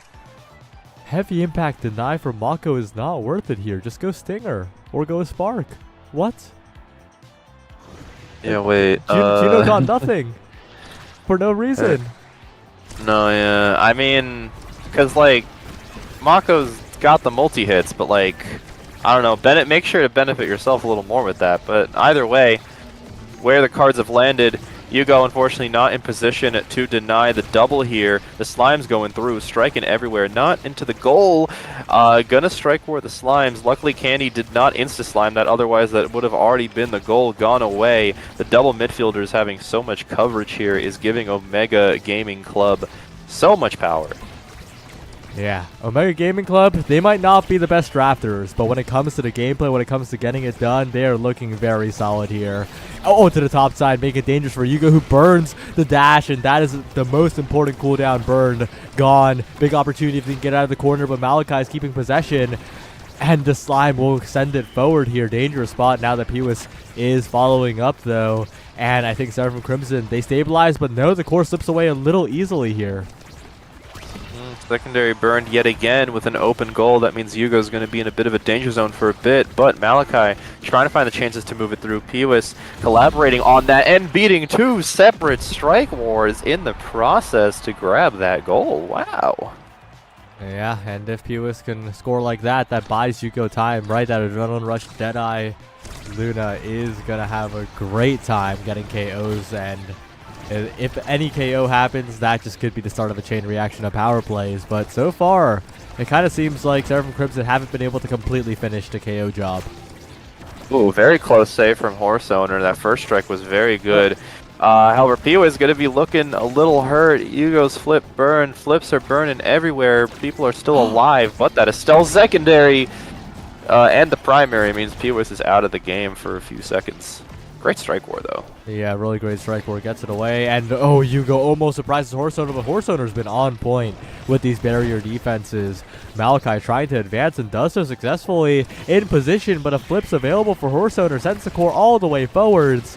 And now Horse Owner has so much room to play, right? Because Malachi and Pewis need to drop back so far to help the Luna. On top of that, Malachi going to be almost dead there, but just avoiding it. Yugo luckily still holding on to the secondary. Malachi getting sort of even more abilities, but the ult, Horse Owner striking that a little too early means that ult's going to confirm that. The core are moving so fast, even though it's just Rose Thorns, but it is overtime, and as I say that, Juno making the most of OT. Core moving real fast from those slimes. That was 2 points. Wow, that is long. Yeah, Horse Owner is having a good time though, right? With all the size. He's just chilling, and of course, if Surge manages to get some damage, that's all the better. We're really seeing the consistent damage come out from the side of Omega Gaming Club, but with the barrier down, with Pewis in position with the perfect shot right between the two, that is a quick point for Seraphim Crimson. Yeah, no, if this becomes a war of attrition, I mean, Seraphim Crimson has to watch out, because not only do they have 2 forwards with decent damage abilities here, but I mean, Rasmus goalie has a lot of chances to do damage. So like, it's just all 3 of that coming in. No barrier taken, unfortunately for Seraphim Crimson, but they do get a chance to move the core yet again. Surge's also now looking a bit low, but they are going to get the chance to outclear and find the opportunity to... Dang, Seraphim Crimson, between all of that, the barrage is going to go through. Pewis, though, going to be taken out by the hook. I have to see. Omega Gaming Club, though, getting a decent chance to make this power play work, but not a lot of time. Yeah, a little dangerous here as the respawn comes in, and Pewis is back on the field, barraging it forward. Malachi with the strike warden. What a goal. Horse Owner thought that Malachi would strike to the top corner with the crater, but it was such a massive fake out. And Pewis is just a playmaker this game. Oh, yeah, no. Pewis is really supporting so... I mean, you're doing what a midfielder needs. Supporting the offense to help Malachi either win the strike wars or covering that outclear really well, and dropping back to support Yugo. Pewis is really just doing it all. Yeah, doing everything, but guess who just got everything? Might of the Colossus on double size Erasmus. Oh my, that is Horse Owner. Horse Owner could just win. Like Horse Owner can just triple size. Horse Owner can go KO Malachi now, honestly. Yeah, Horse Owner is maybe a little bit powerful now. I mean, you got Powerhouse too, so like everything there. Didn't even realize Surge took Siege Machine, I guess just for the... Okay. As I'm saying all this, Malachi is already making the play with the Mako ult and the secondary. Horse Owner not getting a chance to clear out. I'm not sure if they struck it there or if that was just the push of the secondary from Mako. Guys, but why did Surge take Siege Machine? I should have checked that draft. I have no clue why. You know, Omega Gaming Club, they have a higher ceiling because draft is technically the easiest thing to improve at, so that's an upside for them. And right now, that Rasmus is an upside for them. Look at that core speed from the pendulum swing. So much power, so much to work with. If Malachi gets a chance to get back up there, gonna have to be careful with Stagger, although Pewis now taking the full brunt of those abilities. I mean, the Mako ult, the burst, the flip, everything it's all the hitboxes. What do you do? Yeah, and it's really that Seraphim Crimson aren't getting that many chances, but every chance they get, Malachi and Pewis are converting so well, right? It's all about that success rate for them, and they're getting it done. No, Crimson's showing why they're a legacy mainstay here. Still, though, the size from Horus gonna let the core get up there and the first barrier be taken.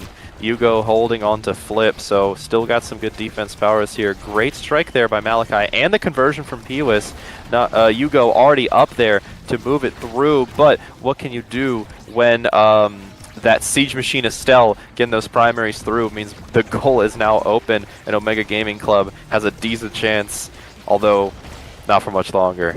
They need to KO Malachi here. They need to take him out efficiently or score. Scoring works too, but with the flip coming out, it's looking scary. Malachi bounced away to Slimes, but no good follow-up out from the double midfield here. Good save by Yugo for the moment. That is doing work but Malachi has recovered, and now Surge can't get it through the midfield. Pewis has all the control. Surge around the world, but Yugo's there in time. Kenny Wax Cards can't catch the core even with the additional size.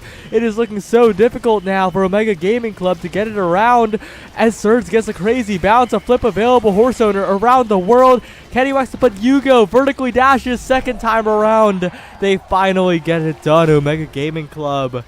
But it is not going to be easy. No, yeah, a lot of momentum shift already happened. Omega Gaming Club's picked up a foothold, but really, a lot of that was that overtime core speed. They made really good work of it, but you can't really replicate that in normal play. Great ult there means that both barriers are taken down despite the use of the hook.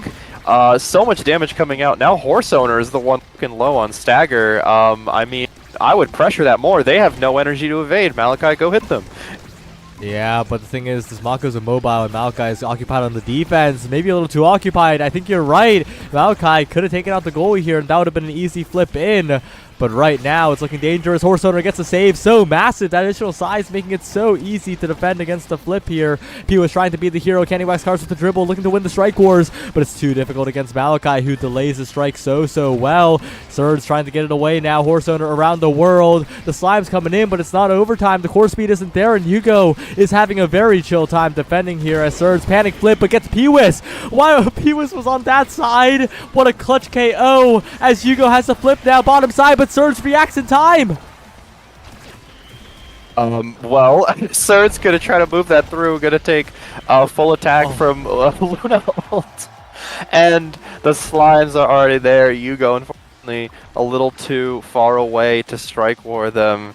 And despite all odds, Omega Gaming Club is bringing it back. They are looking to bring this to a set 5 here. Oh, and Horse Owner has the power to do it, right? That core speed from midfield looking quite massive. Doesn't delay the strike enough, doesn't body block enough there, but still a good attempt. But Malachi has the flip. This could be curtains here around the world, but Horse Owner sends it around with the hook. Malachi with the strike, but Horse Owner reacts in time.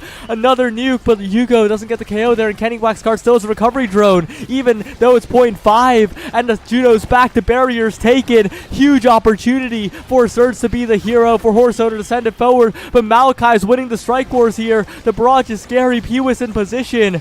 Candy Wax Cards gets it away for now, and Surge up to Candy Wax Cards. Good dash by Yugo, but those primaries from the Rasmus making it so difficult here. Horse Owner in a tough spot, has the flip. Dangerous position, waits it out, and Malachi pulled away from the strike war completely. Now it's about to be overtime. Candy Wax Cards burns the dash, and Yugo ejects back instinctively. Should have stayed up there, should have kept the option open, and the top of the net's wide open for a 5th set. What the heck? I mean, yeah, no, Crimson had so many decent plays there to grab the barriers, but they just needed to put it through and finalize it, and they were doing that in the beginning of this set. Didn't seem to pull it off, or at the very least, Horse Owner just kind of went ham on the goalie position, really defending, and then you have to defend against Estelle Juno multiple times over, which for Luna Kai can't be the best position in the world. Still though, I mean, Malachi has extra spec, and we've seen that Mako special do some pretty big numbers here, so pretty big offensive buff. Have to make the most use of it, especially once the barriers are open though. Yeah, biggest pick of the draft is definitely among Titans on Pewis, right? Making sure that doesn't fall all the way down to Candy Wax Cards. If Candy Wax Cards had gotten that, then that would have been huge for Horse Owner and, of course, for Surge as well. But especially for Horse Owner, so that would have been devastating. Good deny there from Pewis. But the question is, will it be enough, and will Pewis be able to adjust to the lower size? Incredible save from Yugo there. Still though, I don't think Luna's holding on to too many abilities. Trying to find a way through, trying to trap Surge in the ult. Good now to actually take advantage of the low stagger and actually get the kills. Been looking for that all game. Malachi and Pewis making big plays, making it through. Yugo already backing them up, and Pewis just has a very clean shot into the goal. All the things aligned, the momentum was there. Seraphim Crimson took it. Yeah, and funnily enough, despite Surge giving up every awakening that was better for them in the draft, they've assembled one of the craziest builds of all time, the max projectile build. Oh, geez. It's not that good. It's yeah. not that good. It's not that strong. And honestly, I think this might be curtains because Yugo has the tools. Malachi's in position, and they're 1 goal away. Well, to be fair, though, we've seen Crimson in this position just in the last game. They were up 2-0, but this time they gotta put it away if they're looking for a win here. I mean, they have the energy advantage. Pewis almost on flip. Yugo already has flip. Malachi been doing some numbers on forward. I have to say Crimson has the advantage, but, well, Omega Gaming Club, gotta see what you have to say about that. Malachi's taking so much damage, though. Candy Wax cards just focus Malachi, honestly. Juno is a damaged character if you primary the people instead of the core, but Malachi gets the regen back to full, and Seraphim Crimson, they're on track to taking this one. Moving the core up there, Pewis in a position to take, but the size from Rasmus means the Pewis doesn't even get to touch the core. Malachi and Pewis just playing around, but Pewis taking the initiative. Incredible barrage there. That flip from Candy, not going to do anything. Yugo's already in position, moving the core up, but great Estelle secondary by Surds means that the play isn't over. Great dribble by Horse, but Malachi already in position to take away any chance at a clear, and with flip, I don't think there's much you could have done that. Crimson learns from that last set. They close it out. Set 5, but a 3-2 victory for Seraphim Crimson. The Legacy team shows how to get it done. And plus Pewis too. I think that helps them a lot, right? Because Pewis plays a lot of the more traditional midfielders, and a traditional midfielder is what Malachi needs to support the wacky pick. I do agree on that. Pewis putting in insane amounts of work. Glad to see them cook it up for Crimson's return. But of course, great work to Omega Gaming Club for holding on despite that. Could have seen it go either way, but in the end, Crimson just found the momentum, had the setups, had the push, and figured it all out here. Yeah, but we'll be at a very, very short break. We're going to see Seraphim Crimson again. They're against Penaconia's Peak in the qualifier match on the winner's side. Don't go anywhere. We'll be right back. See them keep it up. See y'all.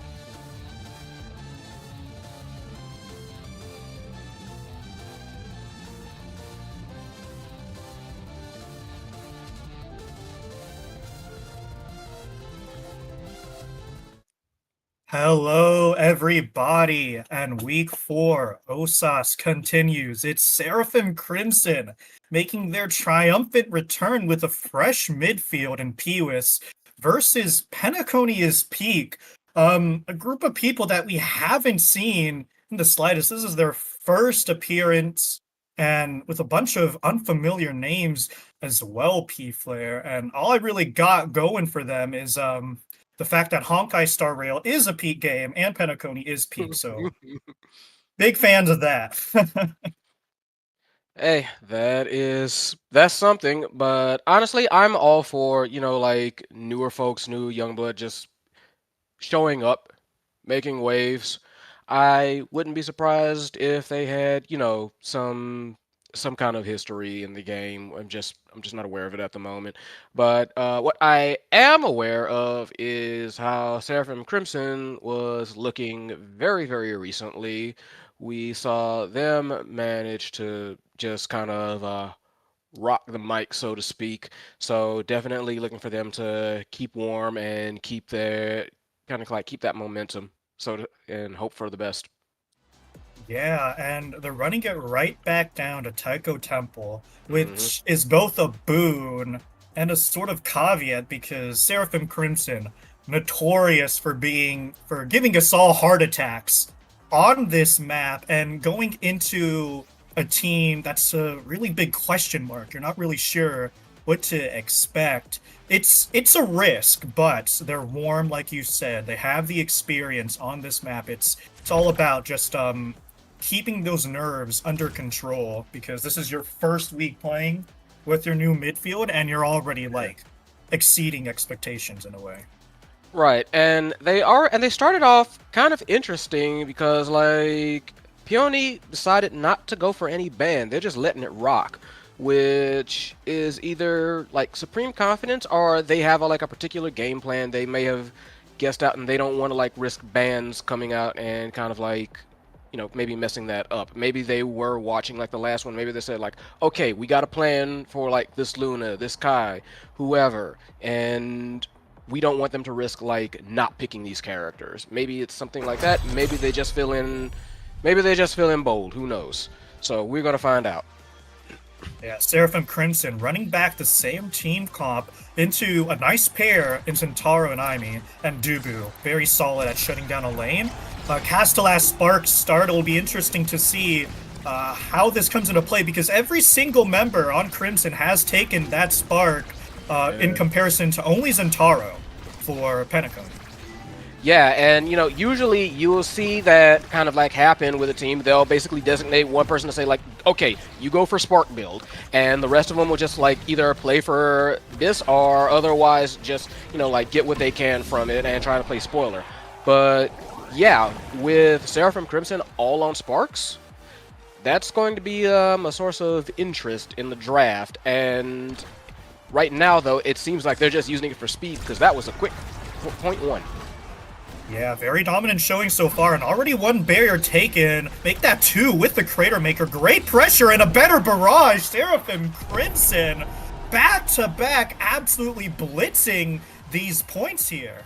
So maybe that's like early, but maybe that's the plan. Maybe they just said, well, everybody gets a little bit of speed, so that'll just, like equate to just an overall faster team off rip. And they just use that to kind of like get into position faster and get these plays off because it seems to be working. Yeah, beautiful passing plays. These lines are open and flowing for Seraphim Crimson.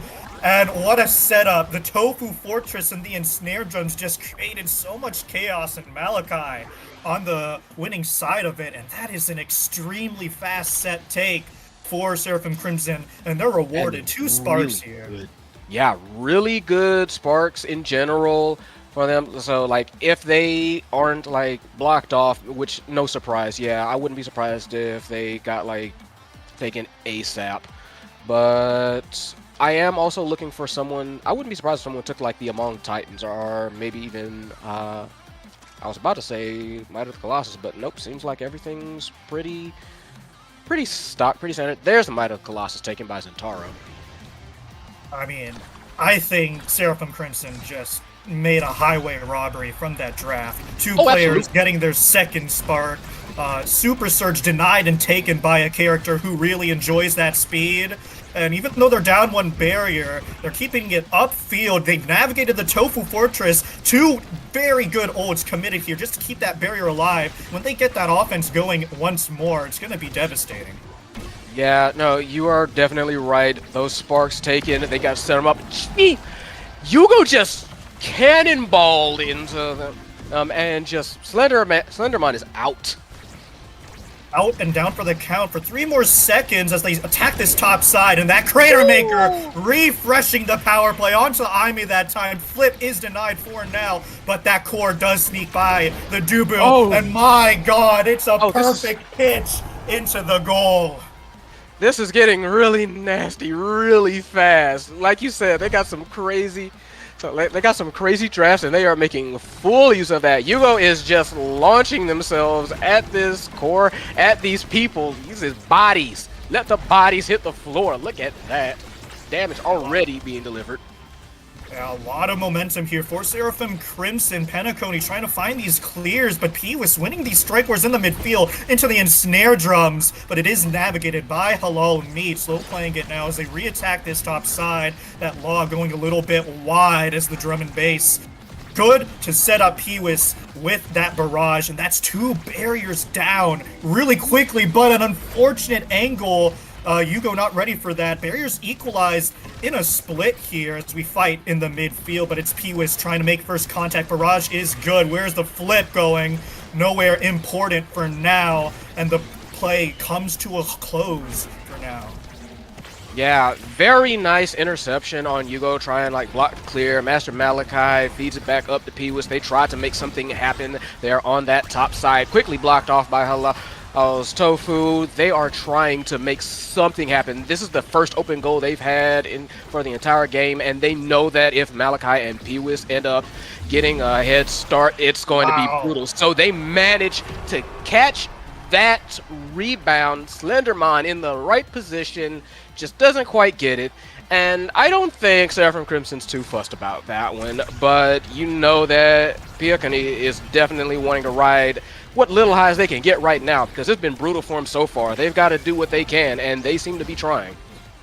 Yeah, and that was a nice play by Malachi, shutting down that flip, preventing them from getting any further momentum, and it's going from bad to worse as they've lost a barrier off that center drum. Malachi with the drum and bass getting shut down here, and Yugo's boost goes wide, forcing the flip though from Halal Meat, and the barrier falls anyway. Absolute disaster for Penacony is peak, and that perfect pitch is so perfect in the corner. Malachi scores another point. Yeah, a lot of P words going around, but yeah, absolutely flawless, perfect pitch from Master Malachi, just showing mastery of this character and just always on the front, always ready to kind of like get the core, keep it fed up front, and just boom, right there. Beautiful flip, fed it up to P-Wiz, and they are again hunting for these barriers, with Yugo just providing a nice little bit of artillery support back there. Got the flip ready too, so if they don't manage to push this through, then it's not over quite just yet. Boom, there goes the flip, and there goes Slenderman. Yeah, power play now for Seraphim Crimson as Halomi just barely able to save that one. Flip forced, oh my god, he's down 2. It's disastrous, but Slenderman back online, keeping it a 2v3 for now. P-Wiz looking a little bit low, some breathing room now for Penacony is peak. They've navigated that power play, but it gets cleared up to P-Wiz off the drum and bass, and P-Flare, you wouldn't be able to tell that it's the first time these 3 players have been taking the field together.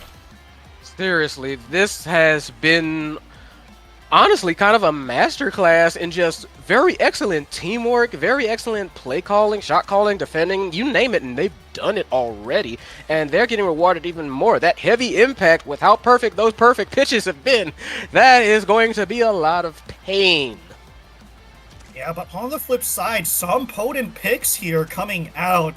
Monumentalist Imi and Missile Prop Dubu to help supplement this offense, but the question is if they can find the clears in the first place, because right now, Malachi and P-Wiz have been absolutely swarming these barriers. Yeah, and that's like the big problem. I'm definitely not going to say, like, if you just look at the drafts, it hasn't been that bad. Slenderman, although that Crater Maker, I believe, just immediately took out that recovery drone. Not a great start for them, but it's still not all lost for this Peony team. I cannot pronounce that. Peacani team.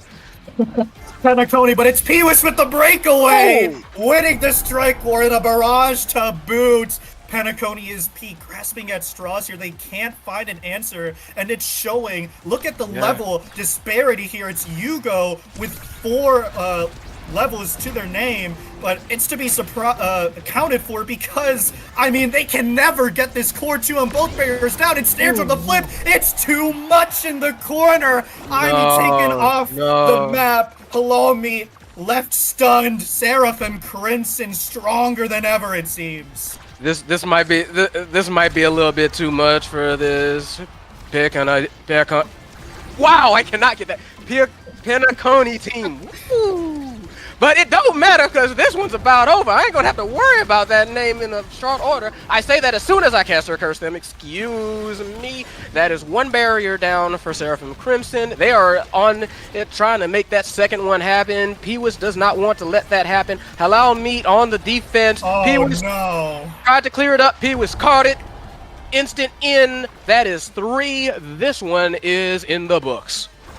Seraphim Crimson back from the dead and coming back in full force. I mean, that was total domination. Penaconia's peak. They never really got a chance to play that game, expending all these resources on the defense, and still Peewis and Malachi able to force it through no matter what was thrown at them. That synergy is incredible. Yugo, I mean, didn't even have to play goalie, only supplemented that snowball further, and you can just see it on the stat line here. Out KO'd, out redirected, outscored. Absolute cinema from Crimson. Yeah, there's not really a whole lot else to say about that one. Just great showing from Seraphim Crimson. Yeah, but when we come back, though, more games to be seen and played from both ISS and OSAS. So don't go anywhere, and we'll be right back.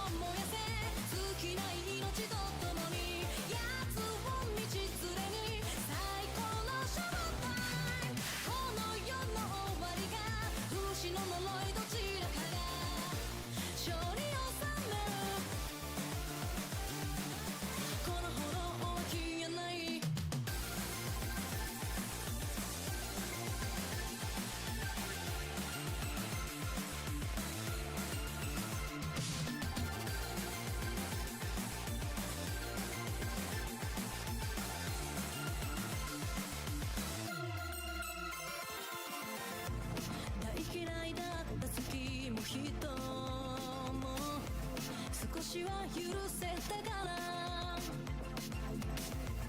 恨むことにも飽きたしたださまようだけの抜け殻には興味がないの不自然に揺れる森の先へ突き立てた指甲賀に抱かれる準備はいい魂を燃やせ生きてる証を探そう私一人では見つけられない永遠の苦しみも切なの安らぎとなれ胸を焦がすこの炎も消えない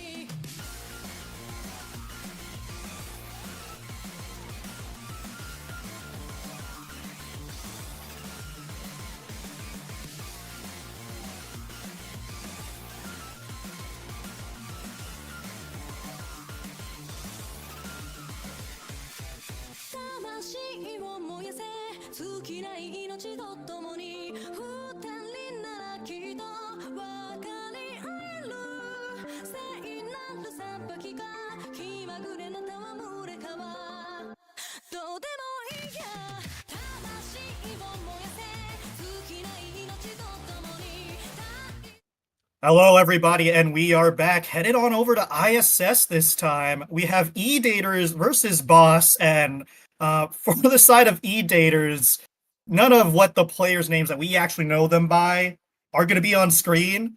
So it's going to be Vladilena as Gargura, Mikola as Kara, and then Vixie as Chicken Jockey from the glorious Minecraft movie.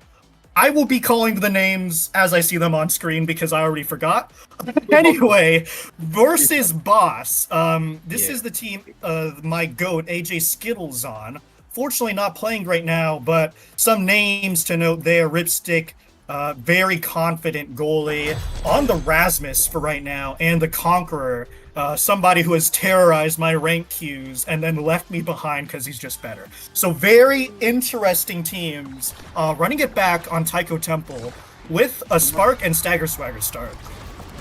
Yeah, and you can see that from that last game, I mentioned that oftentimes they have like one person is kind of like the designated spark taker. Seems that both teams are doing that for this go around as we get this one underway. One barrier apiece getting taken. I am definitely looking at Conqueror 315. I know I've seen them around on before. They are, like you said, scary, scary, scary on that X, and I would not be surprised if they brought that kind of terror to this match too.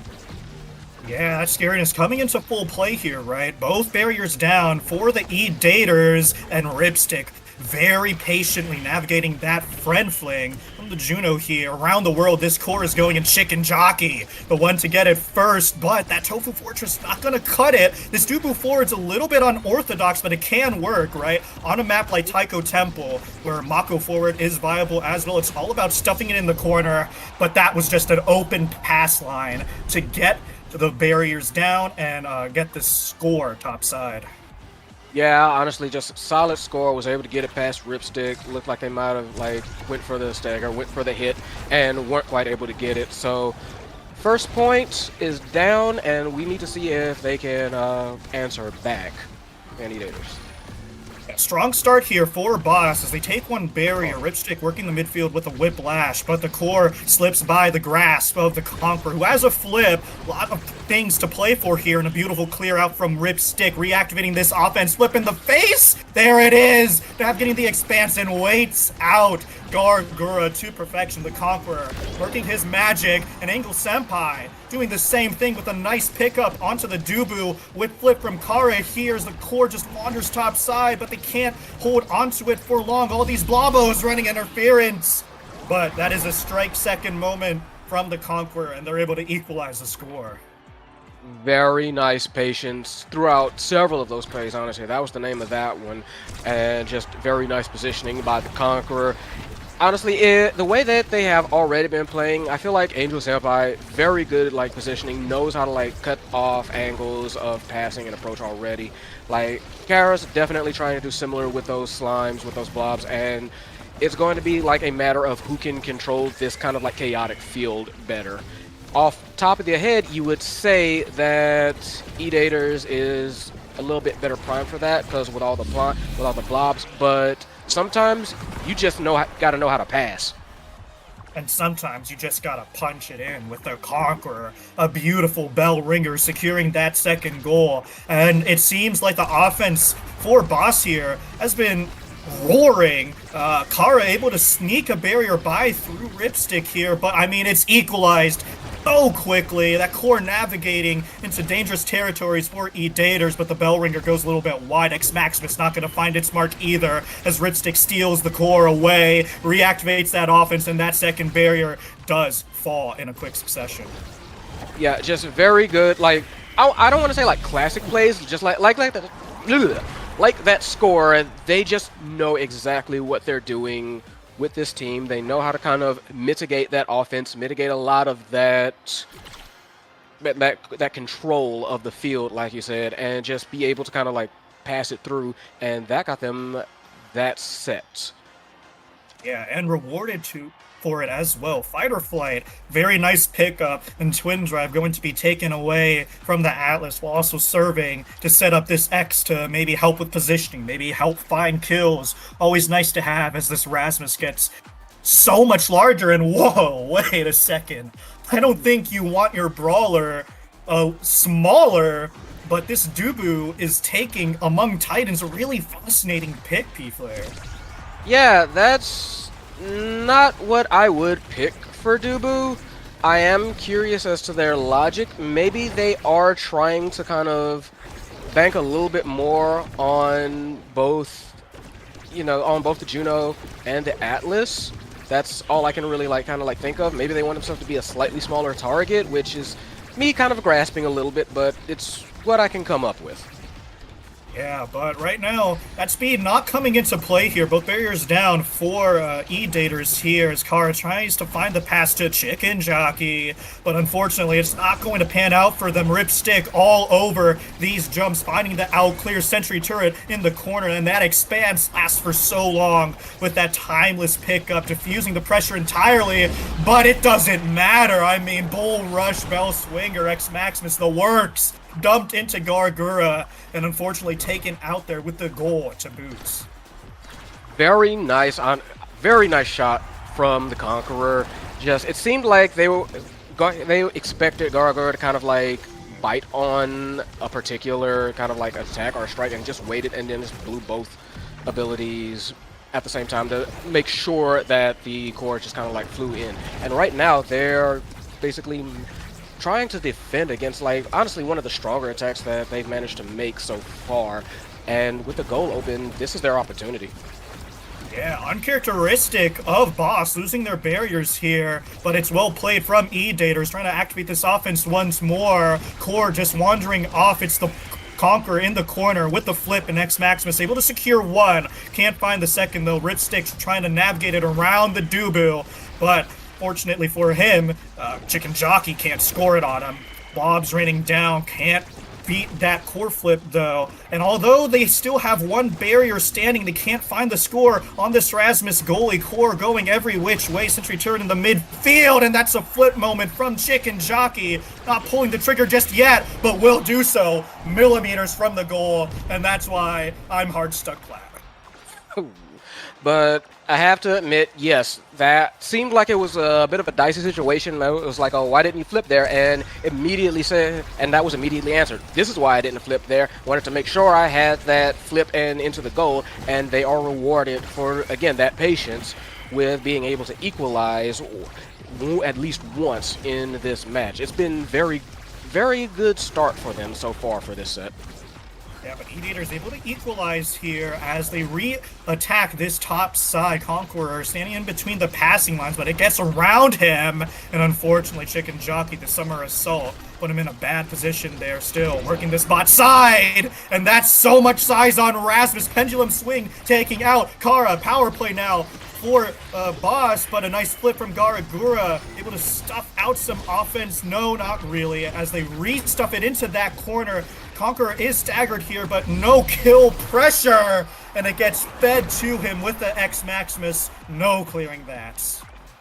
Yeah, that was just kind of like a rough situation, and I feel like they could have, like you said, pressed that attack a little bit more, but it is what it is. Right now, it is 2-1 favor of Boss, and they are definitely wanting to kind of like get that going. They don't want to give away any more points, it seems like, and they want to kind of like just wrap this one up, even as the barriers are equalized. Yeah, definitely don't want to give Boss or E-Daters any more momentum than they already have. Taking that point is good enough. Score wandering bot side, a nice flip from Angle Senpai. Can't find the angle onto the barrier though. Conqueror getting a little bit lazy, but the Expanse too late. And it's now both barriers gone. A flip in the face and the Bull Rush confirming it in. It's Boss in total control. Just once again, the Conqueror showing like a very nice, basically baited out the flip from the goalie and was able to just secure that goal and like get the other set. They get rewarded here. I'm not surprised the explosive entrance. I wouldn't be surprised if Might of the Colossus was taken very fast, or I was about to say, or maybe even like Ad Rush if they were feeling froggy. Yeah, but solid draft. Nevertheless, a bit surprised Atlas didn't want the extra resource in prime time. Opting for Glass Cannon, maybe wants to get more into the offensive plays and keep the core away from the barriers at the midfield line instead of, millimeters from it. Instead, trying to opt and spec into this speed, and so far it's working out for them. Able to catch these cores. Tofu Fortress in the corner, that's a little bit cooked for that barrier, and Whiplash able to save that second one even amidst all the Dubu utility. And wow, what a clear from Ripstick, finding that out in a critical junction. And unfortunately for them, though, they can't find that equalization and that projection. Able to pick up a kill. It's a power play now for E-Daters, but can they make the second barrier drop? They're attacking the wrong corner. And a nice flip from Angle Senpai, almost able to equalize as well. But more than happy to buy enough time for the Conqueror to get back online. Yeah, honestly, very nice kill, and you can kind of see that, yeah, turns out that Glass Cannon may have come into play a little bit there. So maybe they did have like a game plan, even if unusual, but no game plan often survives contact with the enemy, and especially if that enemy is named Conqueror. Yeah, X Maximus. And that was a checkmate and a half as well. Hit stun on the goalie, glitch pop following the core, astral projection. Just not quite enough to deal with all that pressure, and it seems like speed isn't the answer so far. So what is P-Flare? That is a very good question, and at this point, like, you can see that the levels are, there's a bit of a level disparity as well. Ripstick being lowest one at 6, meanwhile that's their highest on it with like 6 for both Kara and Garagura.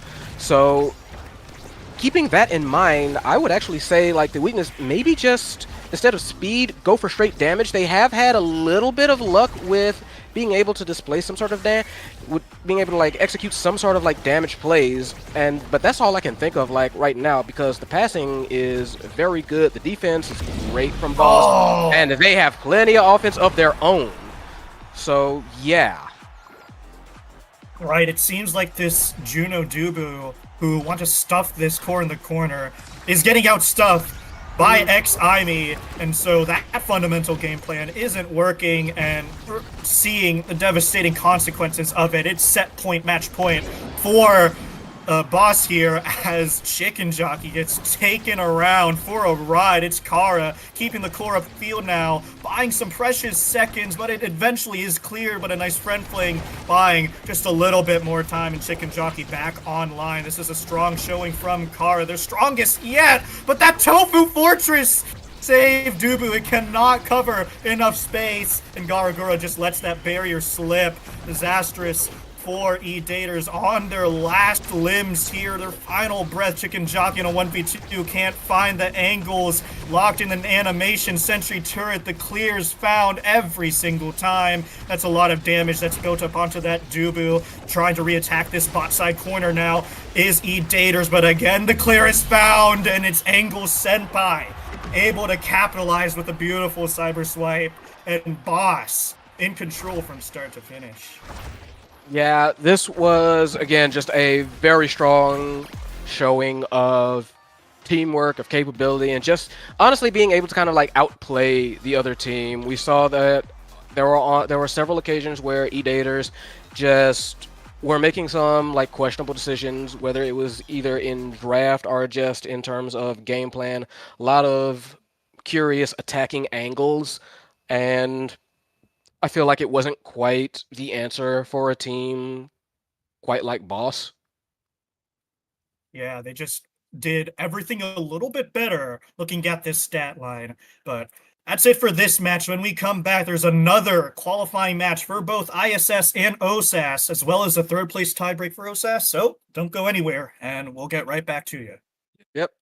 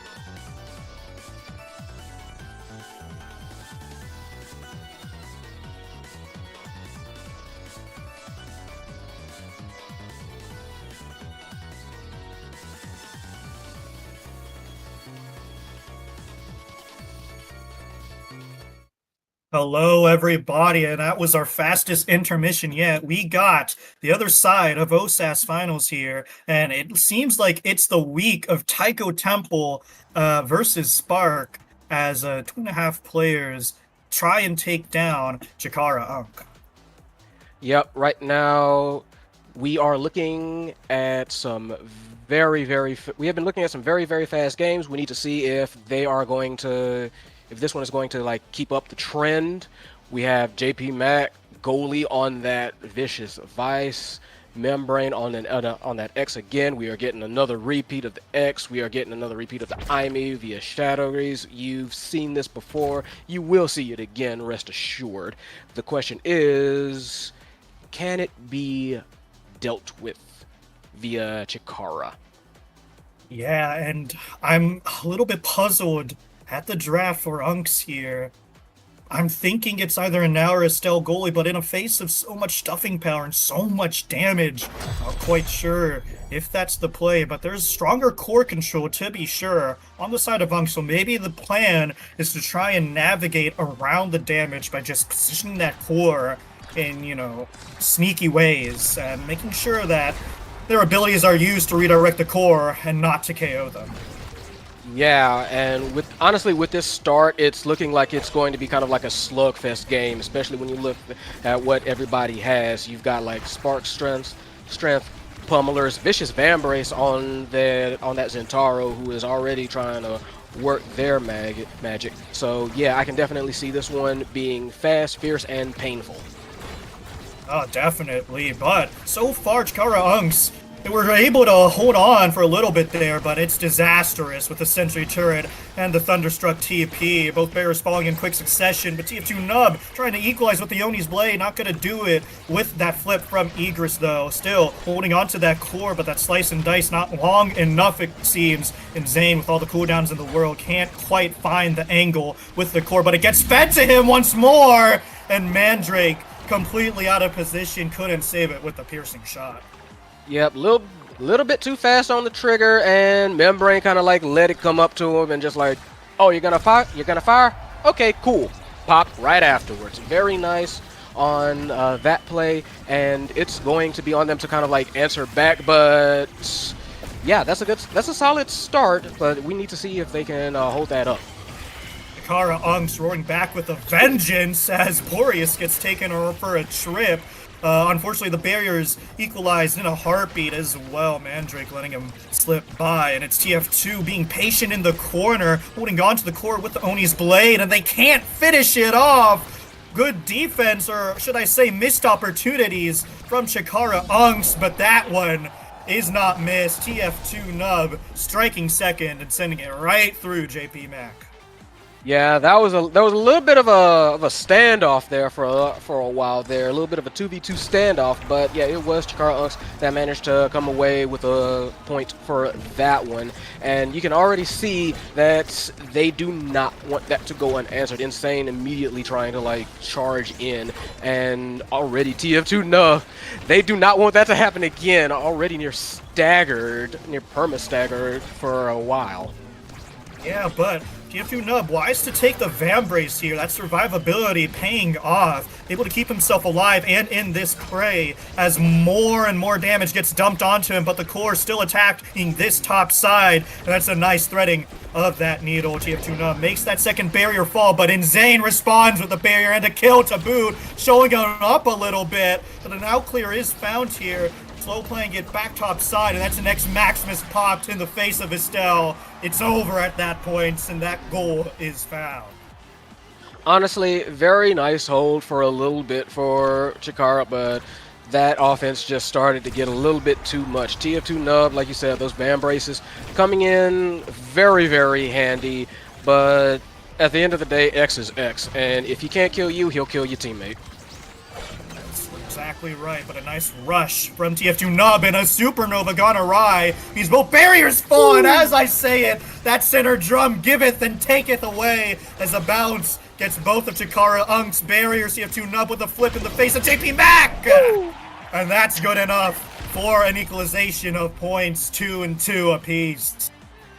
That one was wild, but they will take that any day and probably twice on Sundays. Thank you very much. So now we have a little bit of an energy advantage on the side of 2.5 players, and you know they're going to try and make full use of that, especially with all the damage that's been going on with all the threats that they've been able to like deliver towards Chikara Unks.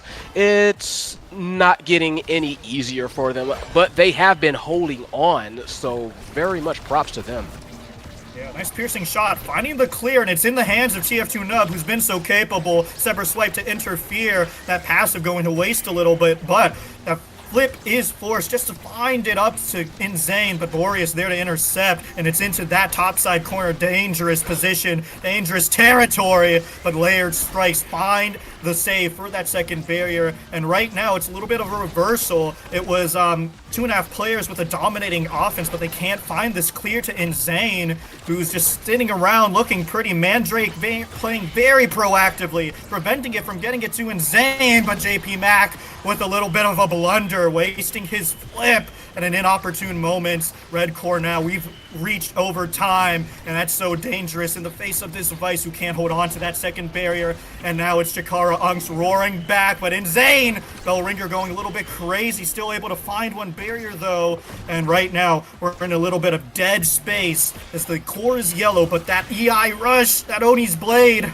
not enough though to find that second strike onto the goal, and at blink, before you know it, Insane collects a kill and a goal, and that's 2.5 players taking this first set. Yeah, that was kind of a wild point, and even though they'll take it, it's been a very interesting situation. JP Mac not really having like a whole lot of success with those supernovas. If you've noticed, a lot of them have been, rebounding off the center point and causing like some crazy bounces. A very feast or famine. They're going to have to try and like think of a way to like focus on that and get like those clears a little bit smoother if possible. Missile propulsion will definitely help. Recovery zone for more size. Timeless creator, like all great pickups for 2.5 players. TF2 Nub got that rapid fire. Everything that I'm seeing from them just wants to kind of like throw out more stuff from Chikara Unks, and we need to see if 2.5 players can survive that.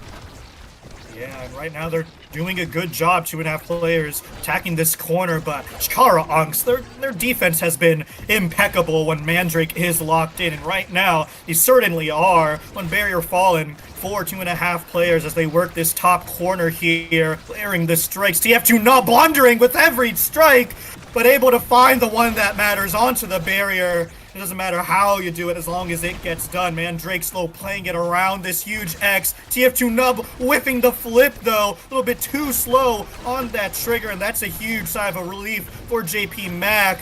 And that core able to find an out sooner or later. And Insane seeing red here, and instead of seeing the barriers, and Shadow Egress able to find a nice interception. JP Mac beating the EI rush. It's a little bit of pandemonium here, and he has to use it there in the face of TF2 Nub, but that flip is stuffed and the core is still in their territory, and they can't find the clear in the end. It is Chikara Unks with unrelenting pressure. Yeah, just very good like commitment to the play, even if TF2 Nub got a little bit like antsy, a little bit ahead of themselves. Maybe it was nerves, because a couple of them abilities, the flip kind of like blown weirdly, but they stayed with it and they managed to get that in the end. And hey, as long as you get the point, you know what I mean? Exactly, and they have one barrier here. Insane not able to get this core too often, but that sentry turret attacking this top side will help. Flip might have been a little bit excessive, but they do get that barrier, and we were just talking at all costs, every means necessary, and that second flip to capitalize on the second barrier here. It is 2.5 players with an open barrier advantage here. Oni's blade getting canceled by the Thunderstruck as Hallow, somehow, some way, it finds the clear, and the core is in the hands of X, and Mandrake completely not expecting it. Yeah, no, just caught basically completely off guard. Even like strike shot, and like that was just a complete surprise. But sometimes you get those surprises, and hey, they get that equalizer, and they are wanting and they do not want to kind of like let that go. They are very much trying to push that advantage, while Chikara just does not want that to happen again. Yeah, and it's Insane with some pretty peculiar strike timings, but like I said earlier, able to find the one that matters and sends it topside. Almost collected a kill on Mandrake here, who I've been noticing pushing up a lot to the midfield, just trying to prevent it from getting into the hands of X. But it seems like 2.5 players. They only need one fell swoop, and it's Chikara Unks trying to kill them with 1,000 cuts, and it's really not panning out for them. Boreas down and out, and unfortunately they can't find that second bear. 2.5 players, but they are able to collect one. Yeah, it's definitely a bit. So far, it's looking a little bit like uphill for Chikara Unks, but they are by no means out of it. They do have like a lot of speed, a little bit more cooldowns. They do have some things to their advantage. The problem is just getting around Insane and this monstrous X. Boreas is so low. TF2 was not looking healthy either, but they do manage to get it on the opponent's side there. There is some offense coming out from Chikara, and they're making things happen. It's just they have to survive first. Yeah, and 2.5 players able to survive that core flip, but they can't survive that redirect off the center drum, and TF2 Nub able to collect that angle. And Chikara Unks able to equalize. These sets have been close despite how it feels. No, 100%. They have been close. They have been keeping it up. Chikara has a game plan, and 2.5 players definitely has a game plan. And right now, it's just like, again, can Chikara Unks basically survive the onslaught that is 2.5 players? If they can do that and start getting like that core in front of 2.5 players' goal, they stand a pretty solid chance of like getting these barriers. Like they just got one equalized there. They have a pretty solid chance of getting these barriers and even getting these goals. It's just a matter of keeping it up. Yeah, keeping it up, but that center drum helping a little bit. Offense still continuing here for Chikara Unks as Mandrake Rose warps into the play here, saved by that Tycho drum on the edge of the map, but that sentry turret committed to finally defuse the pressure in the supernova. That's a successful one. It collects a kill, and better yet, it takes a flip off the board. Huge break here. 2.5 players are attacking this top side, but it's Boreas running that corner, and unfortunately the clear is found to Insane, who takes that second barrier here. JP Mac slow playing it with the power chord. It's going red, and Mandrake out of position, and that piercing shot not quite good enough, and it is 2.5 players taking their second set. Yeah, that power is coming in very, very handy, and especially in overtime, that core is going flying, and it is not gonna stop flying now, especially with this Deadeye on the board. There it goes, and there the core will go. That's a lot of more damage onto this Vice. They have been dumping a lot of damage onto Chikara Unks, but a fight or flight pickup to maybe give some more survivability to that now, give some more speed for dribbling with the proximity drone. But I mean, it's so much damage as this X picks up spec training as well. Yeah, that's just horror story right there, and that's all I can really say about X. But as for the other situations, like you said, fight or flight, super surge, 1-2 punch, not a bad set of drafts. But right now, for 2.5 players, it's like it just makes them even scarier. Meanwhile, it feels like Chikara Unks are still trying to like get something arranged, get something like set up, find a solid win condition.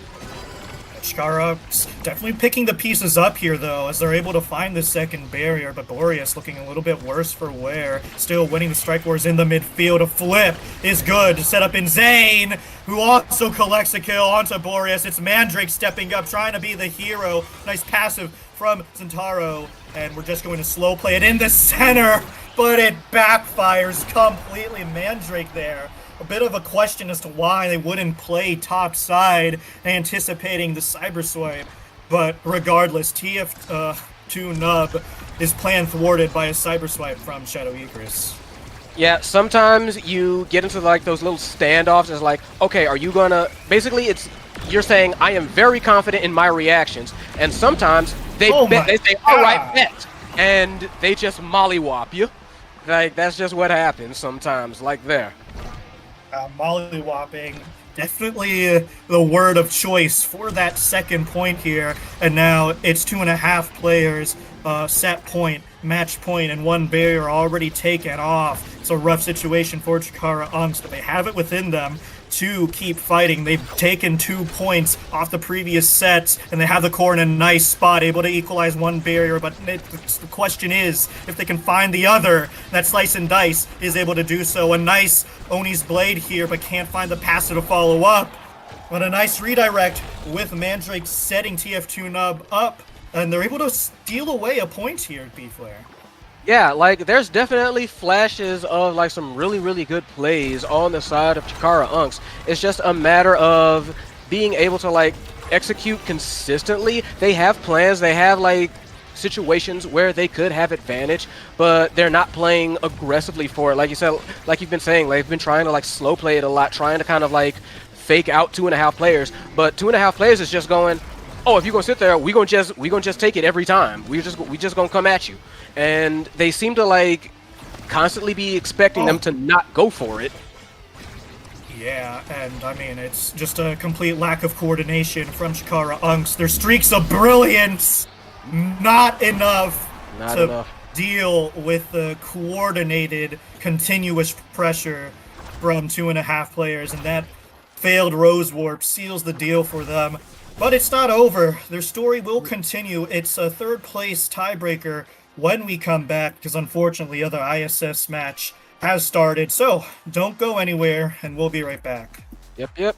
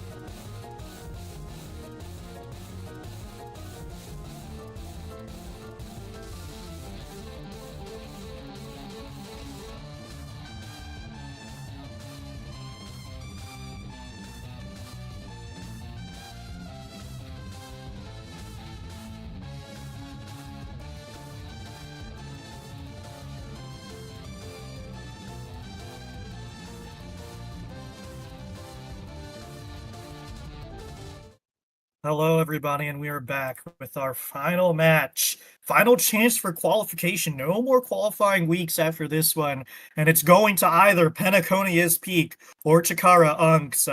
We're having a little bit of a break from the Spark start, and also from Taiko Temple, as they have taken us to Oni Village, which plays completely different to Taiko Temple, and it makes sense to go for this map, considering both these teams kind of got stomped on it.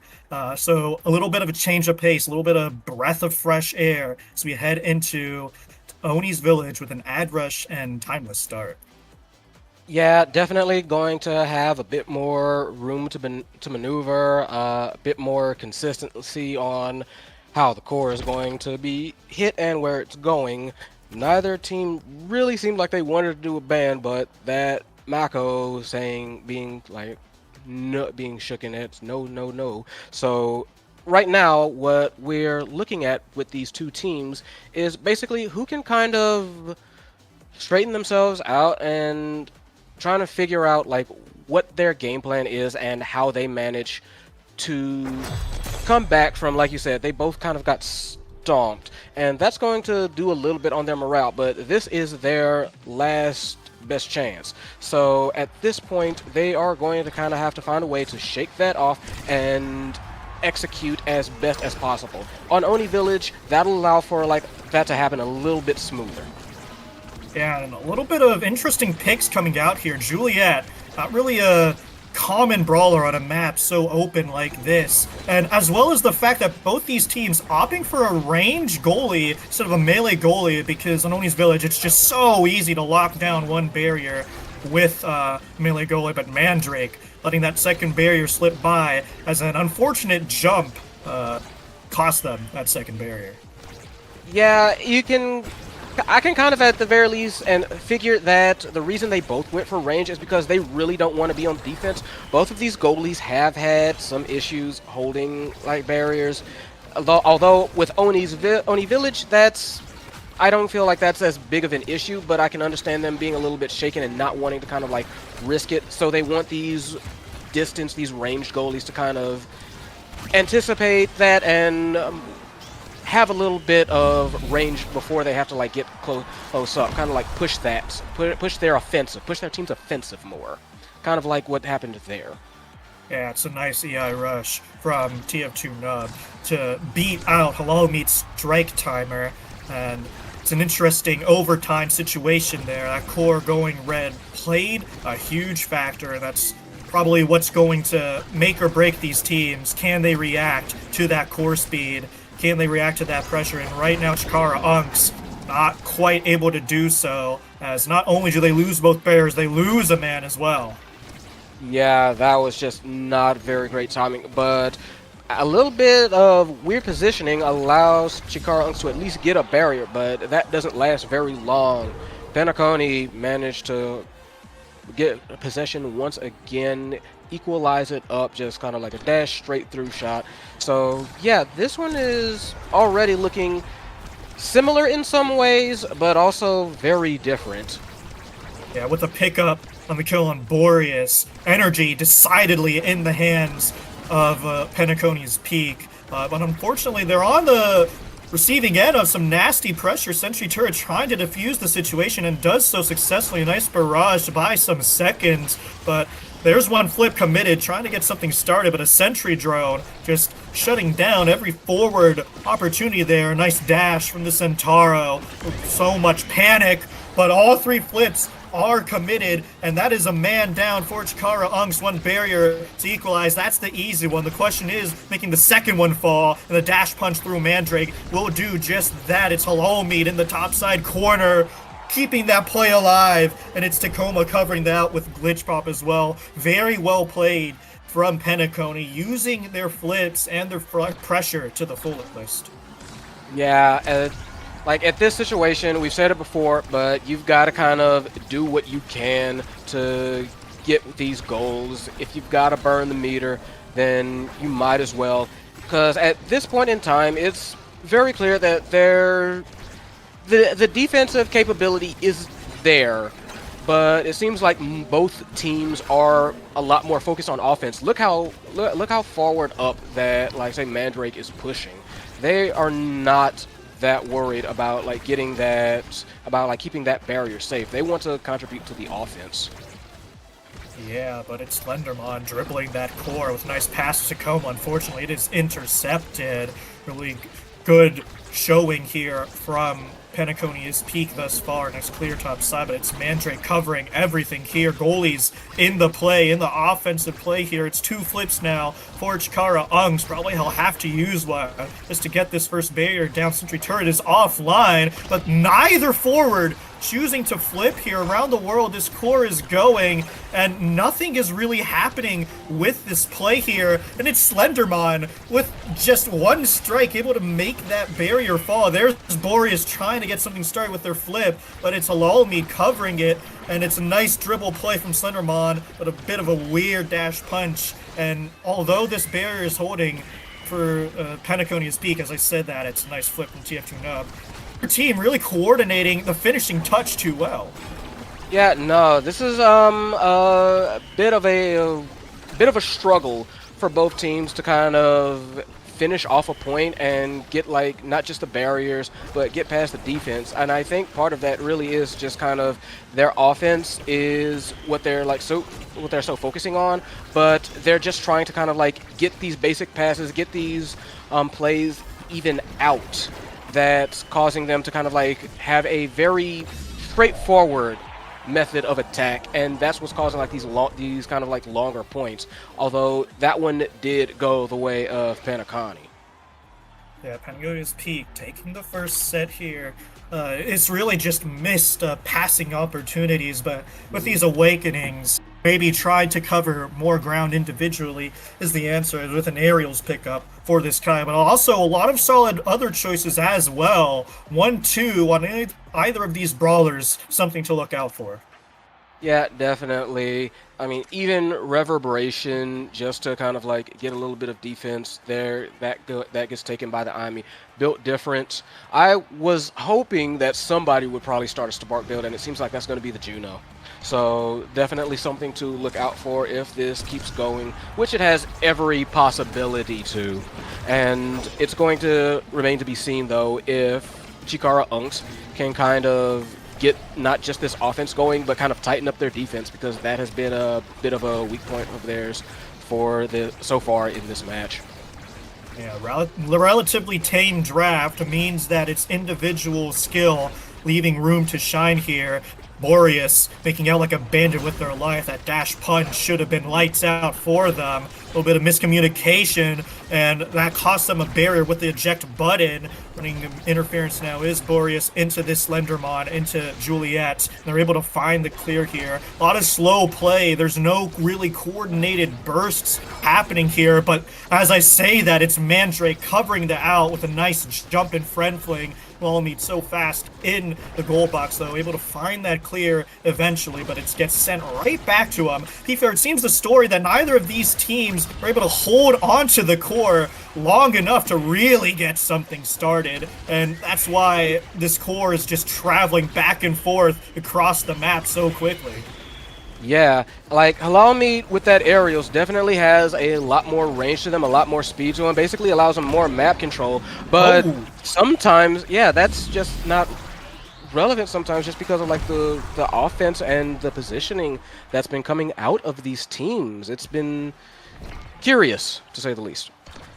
Yeah, but it's Chikara Unks getting the better of that point with a nice pickup onto Halalmead. Sentry drone not even formed, able to kill the Kai there in that corner. And I mean, Piefer, that's the spaghetti we're talking about. Missed strikes causing a barrier to be taken out. A nice strike shot from Halalmead, but he passes it right to Boreas.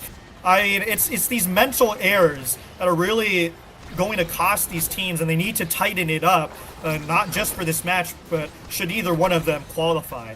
Halalmead trying to attack this bottom corner, sentry turret online, but I mean, it's an easy out clear found upwards here, and I'm trying to reactivate this offense. Chikara Unks, it's Mandrake jumping into everything, but can't hold on to that core, which has also been story of this match. No dash punch from Slenderman, and this core is able to sneak right on by him, but he does have a flip. It's just a question of getting it to him, which could be easy, especially with Mandrake dipping out of the play, but fortunately, no cigar.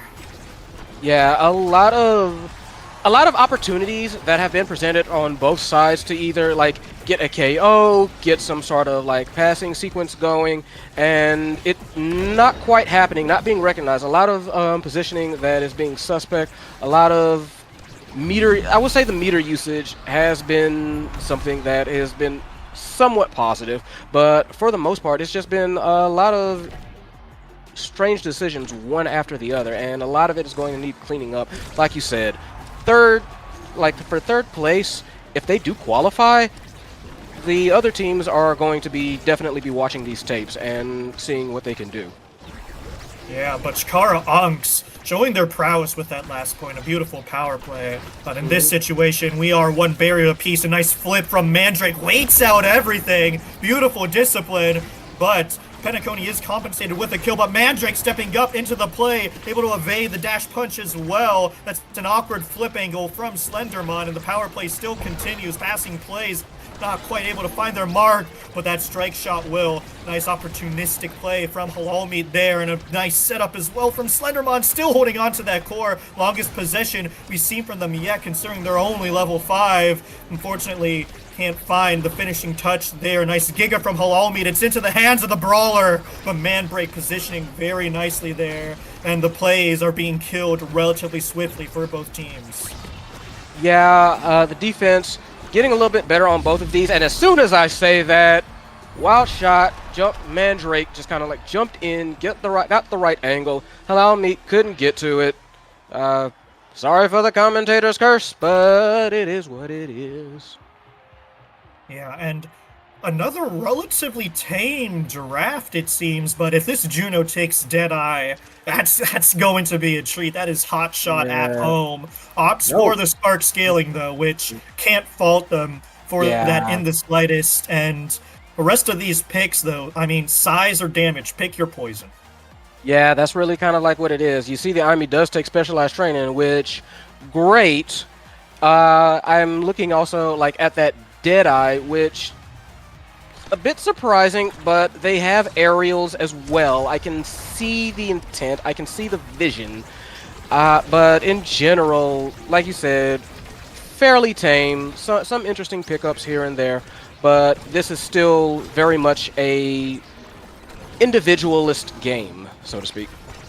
And it's Mandrake able to equalize that barriers here. He hasn't been afraid to step up into these plays in the slightest, and it's something that Halal Meat hasn't been doing either. Granted, he didn't take eject button to supplement it, but rock solid on the defense is this Kai here, able to find these clears, navigate the offense, and that slice and dice as well, countered by Halal Meat. What a beautiful showing right there. And it's now time for their turn on the offense, but as I say that, it's a jump, it's a proximity drone, and that clear is found, but so is the life of this now. It's Slenderman with the Ad Rush proc, but unfortunately can't make this second barrier fall just yet, but a dash punch, commentator's curse coming into play. Once more, strike shot, trying to feed this core forward, and that's a dangerous thing to do into this Zentaro with so much open space to work with. Flip not required to get that point.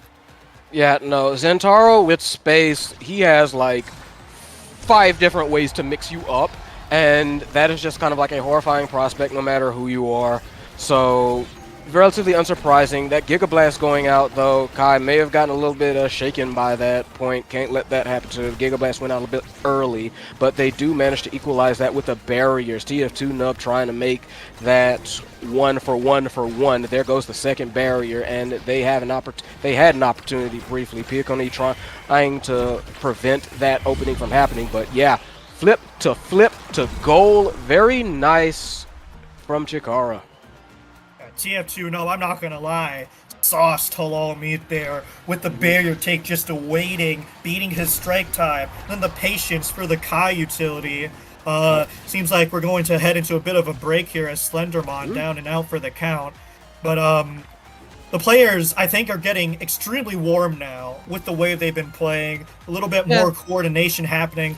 But, I mean, the question is Slendermon, getting him into the plays because, as I was saying, it's Juliet on a map like Oni Village, so open, with the lack of mobility to find the core and make something happen. The best you can do is set him up for a dash punch, which has been working out, but it's relatively inconsistent and improbable to keep on setting that play up.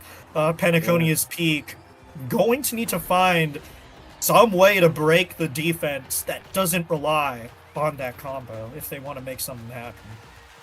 Yeah, and the fact that they haven't, and I feel like they haven't really, that Picanoti hasn't really found like that much of an answer for what Chikara Unks can actually bring to the table with that, like that offense and kind of like their passing plays at times.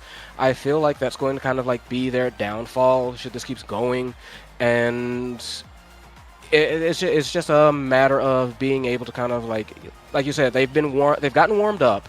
They are playing tighter both sides.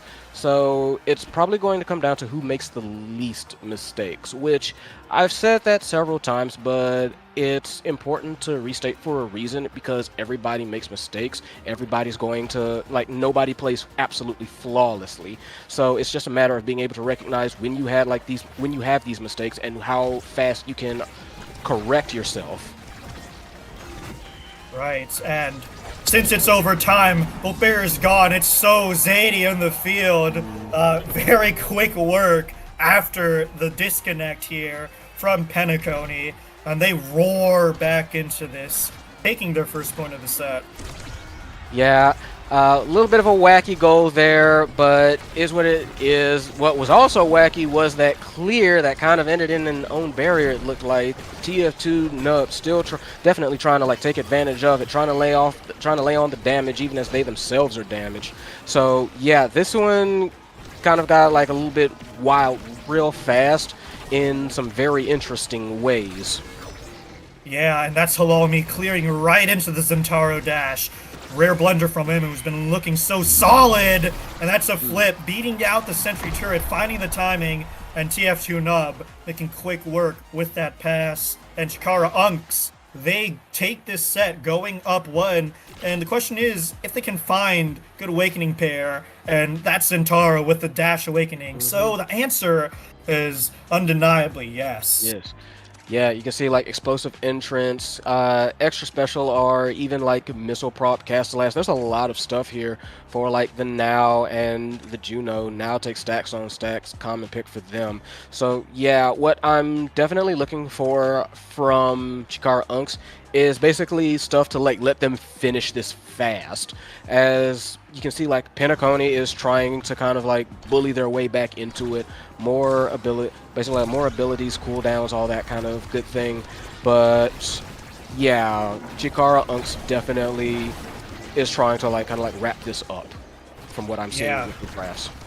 Wrap this up indeed as both barriers taken, and it's almost a great find with the dash from TF2 Nub. Still, though, Penacony not trying to make it easy for them. Nice barrage to diffuse the pressure from the Oni's blade. And that's an unfortunate angle from Slendermon, but they have the tools and they get that barrier down regardless. This Aimi has turret build, this Kai has a huge primary build, and this Julie has so much size but can't find the dash to supplement and get that critical goal. Penacony need to find something here, but that slice and dice signifies it's over for Kai, and Chikara Unks take the first point of 3 that they need to qualify.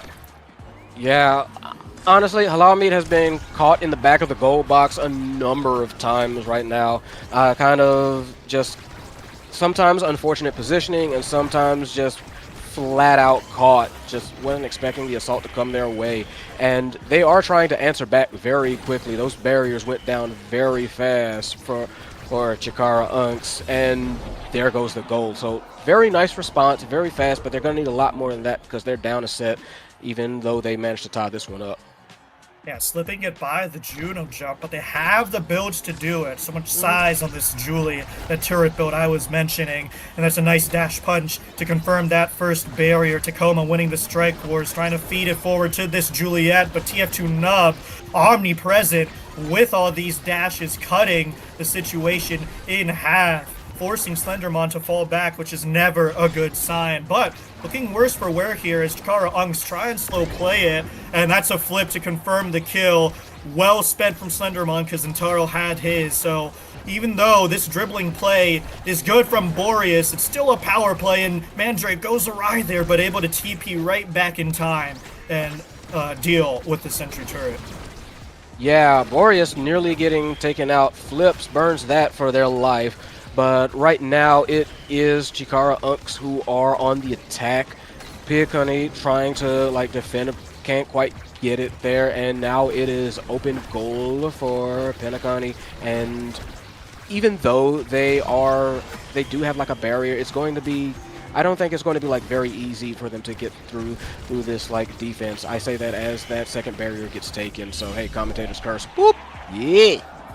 You double commentators cursed it because Yes. that was an incredible passing play up to Slenderman, taking that second goal, and Penaconia's peak down but not out, and the energy advantage going their way as well, despite being down a barrier. Quick to equalize and pick up a kill on TF2 Nub out of nowhere. That's two. It's a snowball effect. Halloumi pushing up. He has a flip. He's going to use it. And it went from bad to worse in seconds. And Penaconia's peak will be taking us to a peak Det 5. That was honestly very impressive. Penacony locked in all of a sudden, so now we got ourselves a match. Last set, and we are looking at some very good pickups for both sides. Yeah, that twin drive and fighter flight devastating on these brawlers. Juliet will finally be able to work their way into a play. And I mean, the turret build has come into full fruition for this IME Monumentalist last piece of the puzzle. And it's devastating drafts for both sides. Mandrake as well getting a dash awakening, able to hop into these plays a little bit more, something that they weren't able to do too much last set, but it could be the difference maker for this one. Overall, both these teams want to make the most of what they have, and what they both have is a lot going for them. As Slenderman able to confirm that second barrier with a punch. It's Penaconian is peak, answering the question of are they still in this, and the answer is a resounding yes. But Chikara Unks trying to work this barrier, trying to find something going on here, but it's not panning out for them. Sentry turret cuts the L clear, and Slenderman is there with a dash punch. Penaconia's peak going up first, the first time I think this game. Yeah, I think so too, and I gotta say things have very notably kicked up a notch from both teams. The plays are looking a lot crisper. The movement is looking a lot more fluid all of a sudden. I think like this one suddenly started turned up. So let's see if they can keep this up. Penaconia's peak, and let's see if Chikara can actually hold them from making this comeback.